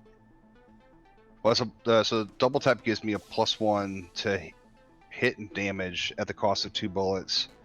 Yeah. It looks like the book's closed. I'm just trying to think, if I do a multi-action, would it be a -1 to do a clip of 4? Would be 4 bullets? I think it's -2 Then- for everything after. Yeah, we'll just for the sake of ease, we'll keep it just the -2. So if you have the -1, it's saying you have a -1 already, is what it's saying. It'd be a +1, so it'd be a -1 total for the first shot. But I don't know. I can't remember what it said about multi-shot or multi-action. But I think unloading a clip on him is probably what Well, needs to let's just do happen here. Just go ahead and roll. Recoil Yeah. causes a -2 penalty for each shot fired after the first in a round. Okay. Right. So let's see here. Shooting is a That's a little D8. bit different than multi-action because you actually have a weapon that's designed for that. So that's where recoil and all that kind of comes in. So yeah, you just get a -2 to everything basically is what's gonna happen. But you got the +1, so we'll make it easy because we're really at the end here. This is like the final moment, the final countdown. We're gonna It's go actually ahead and we're gonna just give you a -1 across. -1 across the board and leave it nice and even and ready with that. Okay.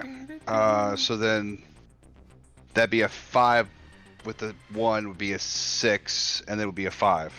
Is that Okay. how that works? For the double tap? Yeah. Yep. Okay. So a 5. 5 hits him. 5 hits him. All right. So it's what? 2d6 for damage. +1 for your double tap. Yes. What's one for the double tap? So that'd be 9 points of total. Okay. You fire upon your former love, and much like the 1980s love affair that you had, it is fleeting. The summer has come to a close. The boys of summer are gone, and you fire upon him, and he does in fact drop to his knees. He looks up at you longingly. He reaches out. You fire again, and he slowly falls away on the ground. And there is, again, the only blood we're really seeing in this picture, blood pools around him as he is done. Outside in the arcade, Ryashi makes one last struggle to try to take you guys out. He is going to put all of his anger, all of his frustration on you, Eclipse. He's had enough of your attitude. So he Bring is it going on. to do a special move. He's going to use the last Benny that I have to do his special cool power move. Power attacking, basically. He is going to do the multi-attack action. And like I said, he has a bonus. I didn't discuss it before, but he normally has a -2, but he gets a plus that gets reduced by 1. So his multi-action, because he has multi-attack, is basically going to be just a -1 as opposed to -2. Kind of similar to what John just did with his character. That's why I thought it'd be fair just to make that even across the board like that. So 2 attacks is going to be okay. The 1 defense attack is going to be a 9, which we know hits. The other one is going to be a 6, which I believe your 6 is your parry. Is my parry as well? Yeah. Okay, so you are going to get hit twice, and because of the power move, he gets an extra 2 to his damage. So 1 damage is going to be that's going to ace up. It's 2 days from retirement. That's exactly it. The first one is going to be 12. The second one is going to be 7. Okay. Total goes down by your armor by 1. My armor 2. Yeah. Because my Kevlar vest. So the 12 goes down to a 10. The 7 goes down to a 5. And then it's going to be, I think you had something else that, no, that was the other round. You had a special thing you did. So you take 5 and 10, so you take 15 total points. You were already shaken, correct? You didn't pass. I was shaken. Yeah. Or shaken. So now you automatically take a wound, and because there is a raise, you actually. There's no raise on. Is there a raise on damage? Very much raise. Oh, from the raise of the attack roll. So. Okay, so basically you take another wound, basically, is what's happening. He's beating you to a bloody pulp. Shark, you can see your companion is just getting the crap literally beat out of him. Big, huge Bolo from Bloodsport is just beating the junk out of his. Chun-Li is just, he's actually got, Eclipse starts to fall down. He picks him back up and punches him again in the face. He's all kinds of anger and frustration. Eclipse, it is your turn. I'm just being ragdolled by this guy. What did you do to this guy? And you are shaken, so you are going to have that minus to your rolls that we mentioned before. Which is it's going to be -2 now because I've got 2 wounds. Yeah, right. And because you're shaken, you can only move or take your free actions because you're just so overwhelmed right now because you've got so many. I'm just going to try and do the boxer thing and just be like, I killed a guy in the ring. I'm dangerous. Just like trying to throw the jab out there, like the range foot, like, ugh. So let's see what happens. Yeah. So you got that -2, yeah. Oh man. That's right. One's a 5 and one's a 6, but obviously -2 to both. Yeah. Would be not good. It's doesn't it explode? No, because does it explode if it's the -2? 6. I thought it was added in after. Yeah, you're going to roll the dice, determine the final outcome based on if it aces or not, and then do the final number after all. So the 6 explodes, which means I just rolled a 3, so that's -2 is a 7. 7. Yeah. You're 7 does hit him. You're out of bennies, right? I've got 0 now. Okay. Last one. Yep. To last round. To redraw my initiative. You feebly are trying to swing and punch. One does manage to connect with the side, maybe hit him in the ear or something. What's the damage on that one? Oh, okay. It's going to be very soft. It's like, let me have a look. It's my strength. I don't know. Getting hit in the ear hurts. It does. Yeah. I'm just like trying to burst his eardrum, like open hand slap. Right. So that's going to be D8 plus a D4 because I'm a martial artist apparently. Yeah. Oh, that's a 5. That's 6. That's 6 in total. Okay. And you could see the two of you are just beating each other to bloody pulps here. Gridiron, you see the two of them like ancient juggernauts back in the day. Gladiators in the arena are just baiting each other senseless. What do you want to do? Grid Runner. Oh, totally thought you said something else. I might have. That's why I repeated it. I think I did. Yeah. I'm like, who's Gridiron? Let me think about that. I have no idea. That's like a G.I. Joe. Okay, well, this fellow is not doing like great things to like the one person who's gonna have my back against Foxtail. Yeah. So I'm gonna shoot him again. Yeah. Just be like, in the face. In the face. Called shot. Normally it's a -4. You get a -2. It's Ends up being a 4. Okay. You fire wide, and again, he's plussing, flipping his hair all over the place, and it is just not making contact. Yeah. The dice were being so nice to me earlier, and now not so much. That's it. It just End turned. of the round, it's going to be Shark. What do you want to do? I'm gonna just shoot this guy. He's just beating the Right. crap out of Eclipse. Basically, I'm like bloodied, and I look over at Shark like, "Come on, brother, let's finish this." I yell out, "Kick him in the nards!" Yeah. All right, Shark, Well- what do you got? I was just gonna shoot this fool. Nope. Any pluses or anything? I know, just regular roll. All right, and then I got 4. Okay. You fire to no avail. You guys, the fight is quickly turning. This is the part of the movie where the enemies are just overwhelming you all. All hope seems lost. Let's deal the last round of initiative here. Well, I said last round, I think 2 rounds ago. Right? Yeah. Let's see what happens. The dice have not been good to us. There you have it. Okay. First things first. Eclipse. 4. I gotta take it. I got nothing left to spend. Okay. I should have rolled. Next is going to be Shark. Oh, Ace, baby. Yeah. All Nice. right. Yeah. All right. I want to spend it, but no. Foxtail. Get rid of that. Foxtail, you have an 8. Keep it. And finally, we're going to have Sledgehammer's Grid playing Runner with a still, 4. right? I thought for sure it was going to be a 2. It's a Right. 4. Sledgehammer's still playing, right? Yeah. So Oh, pull, I gotta draw pull, 2. yeah, pull another card. Queen. I'll take it. All right. What does drives do? Can I just ask? Do we know if we? I haven't used any of my drives. Of your what? Your drive, you know? Yeah, It's like a determination thing. It's like to push Oh, yourself okay. past that's fine. what you're able to do.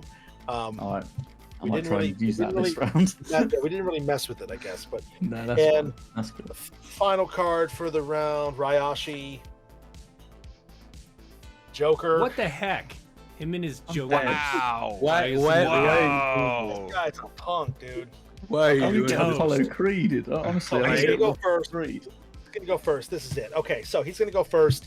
He is going to try to hit Shark and Eclipse. One With attack. Eclipse. Yeah, slam him. Okay, so he's doing the multi. If he dies, he minus dies. 1. So the first one. Okay, the first one is going to be a botch.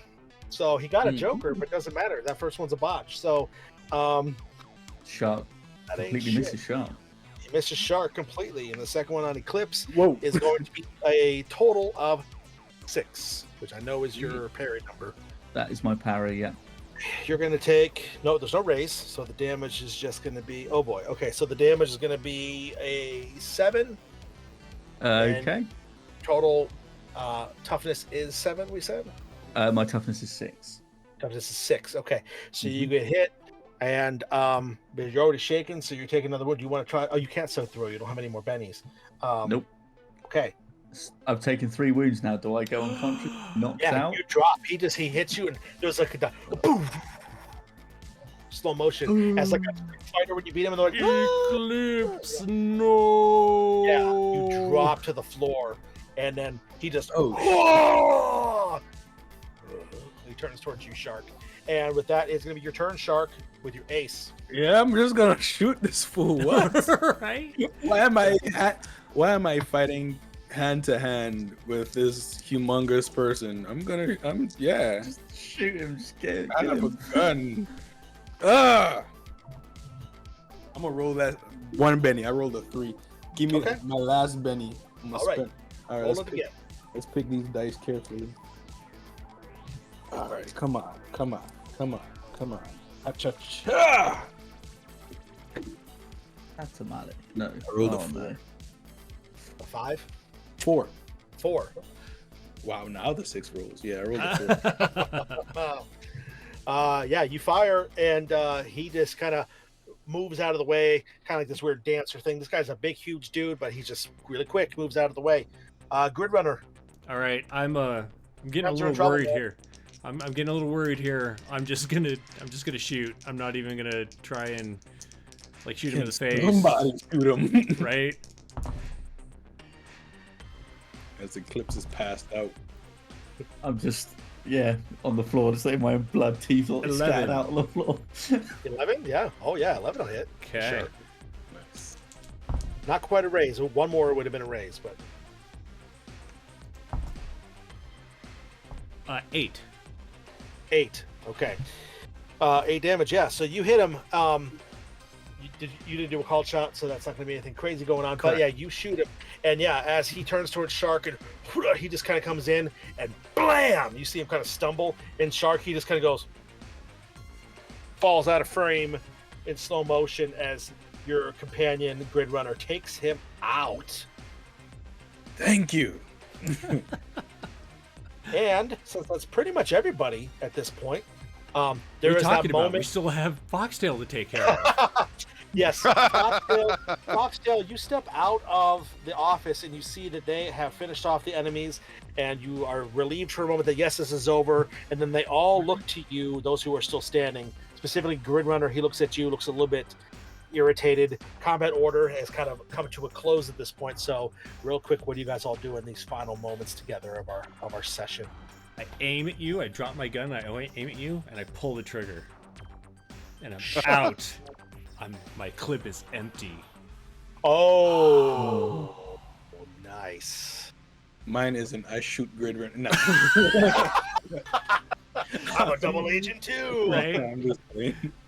I've been conning you all this whole time. And then I notice as the doors slightly, or as it swings closed, the dead body's behind you. Yeah.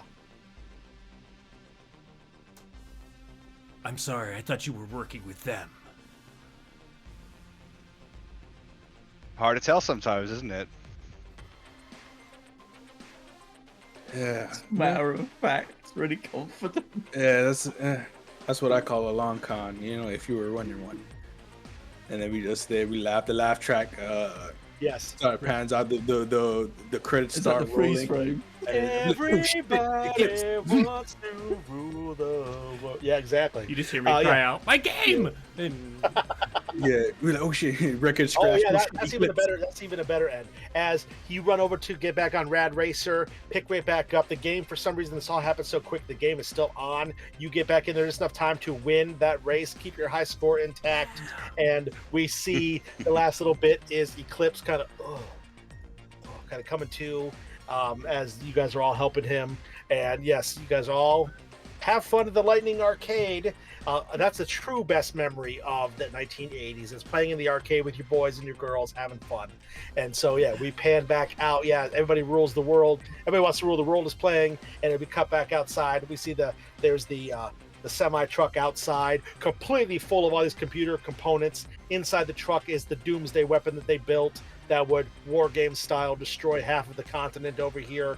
But because you guys stopped right here where it started, no need to worry about that. Another great job. Or is there? Or is there? Elsewhere, we'll see Oh. the real Red Hood stands up. And he's like, yes, my plan is going perfectly. No. Yeah, this is Street Wolves. Yeah, I hadn't intended, like, you guys were going to race to try to get to the truck while I was outside, but Savage Worlds combat can be really quick or can be not so quick. So I thought it was still a blast, though. You guys were all awesome. Yeah, it was good. Fun. Appreciate everybody hanging out. We went a couple minutes over. These things happen sometimes when we're learning a new system, but it's all good. It's all good. It was a lot of fun. So again, let's go around, remind everybody who we are, what we're all about, and say goodbye real quick for everybody.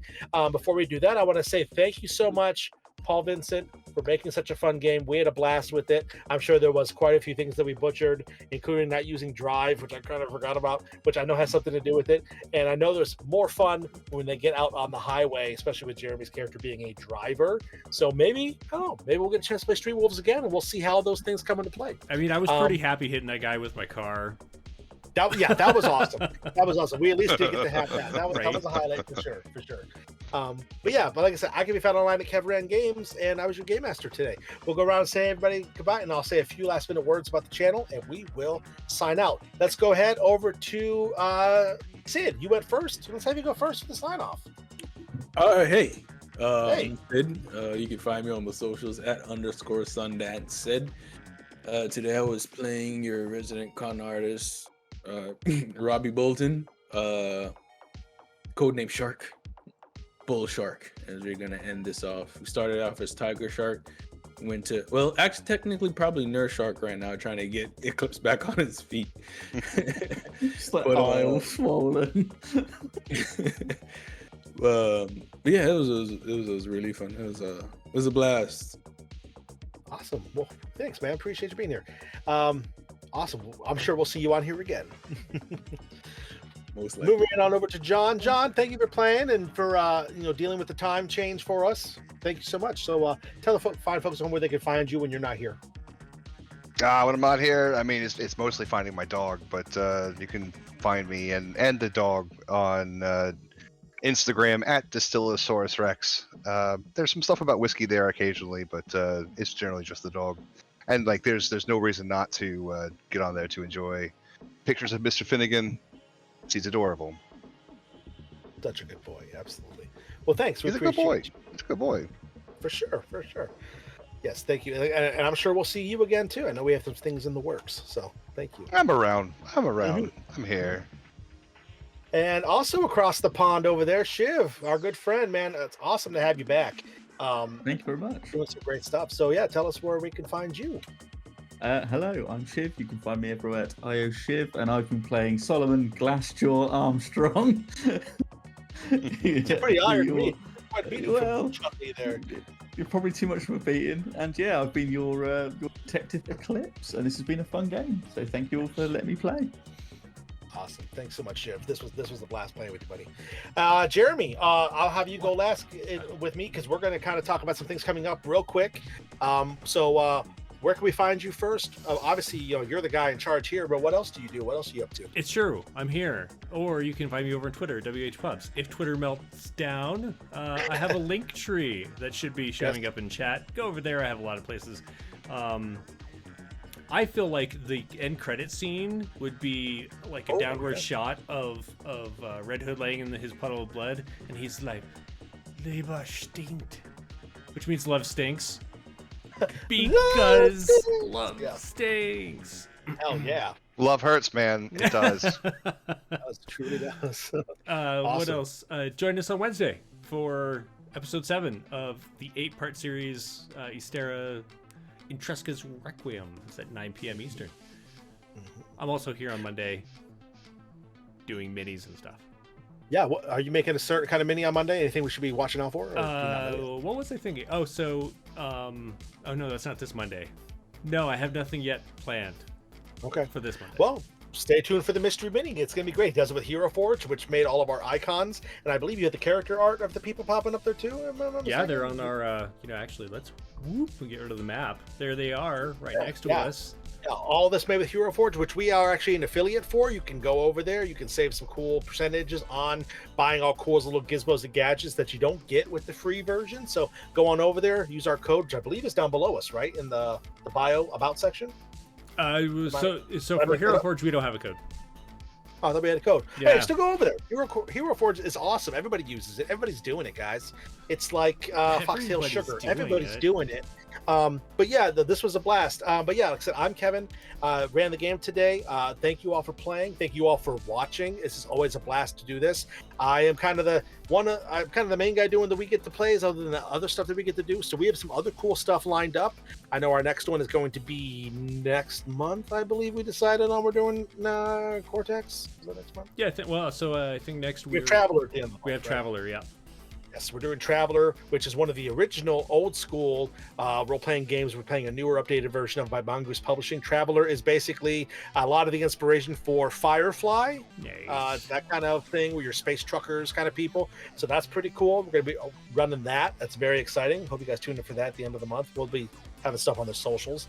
And when I'm not here, you can also find me in Ystera's game on Wednesday, the Etrusca's Requiem, that Jerry and I both play in. We are companions who are having a falling out right now because there were some lies told, but it's a great game. It's very immersive. check it out. And yeah, that's part 7 of 8. And on Fridays, I run a different game, La Nocturna, over on that same channel, where it is a cool 5th edition setting with lots of really awesome players, including we have Creepshow right now, Darling Creepshow. We have Bleak Season right now, Kay right now. It's awesome. Tim, Flint Blackmore, lots of really cool people. So enough about all that stuff. We appreciate everybody being here. We love doing this for you guys. So if you like what you saw, tell your friends. Have them come hang out with you next time. So until next time, stay cool out there. Take care of each other. And thank you. Later, Don't stop everybody. believing. Don't Let's stop stop. believing. Is that 80s too?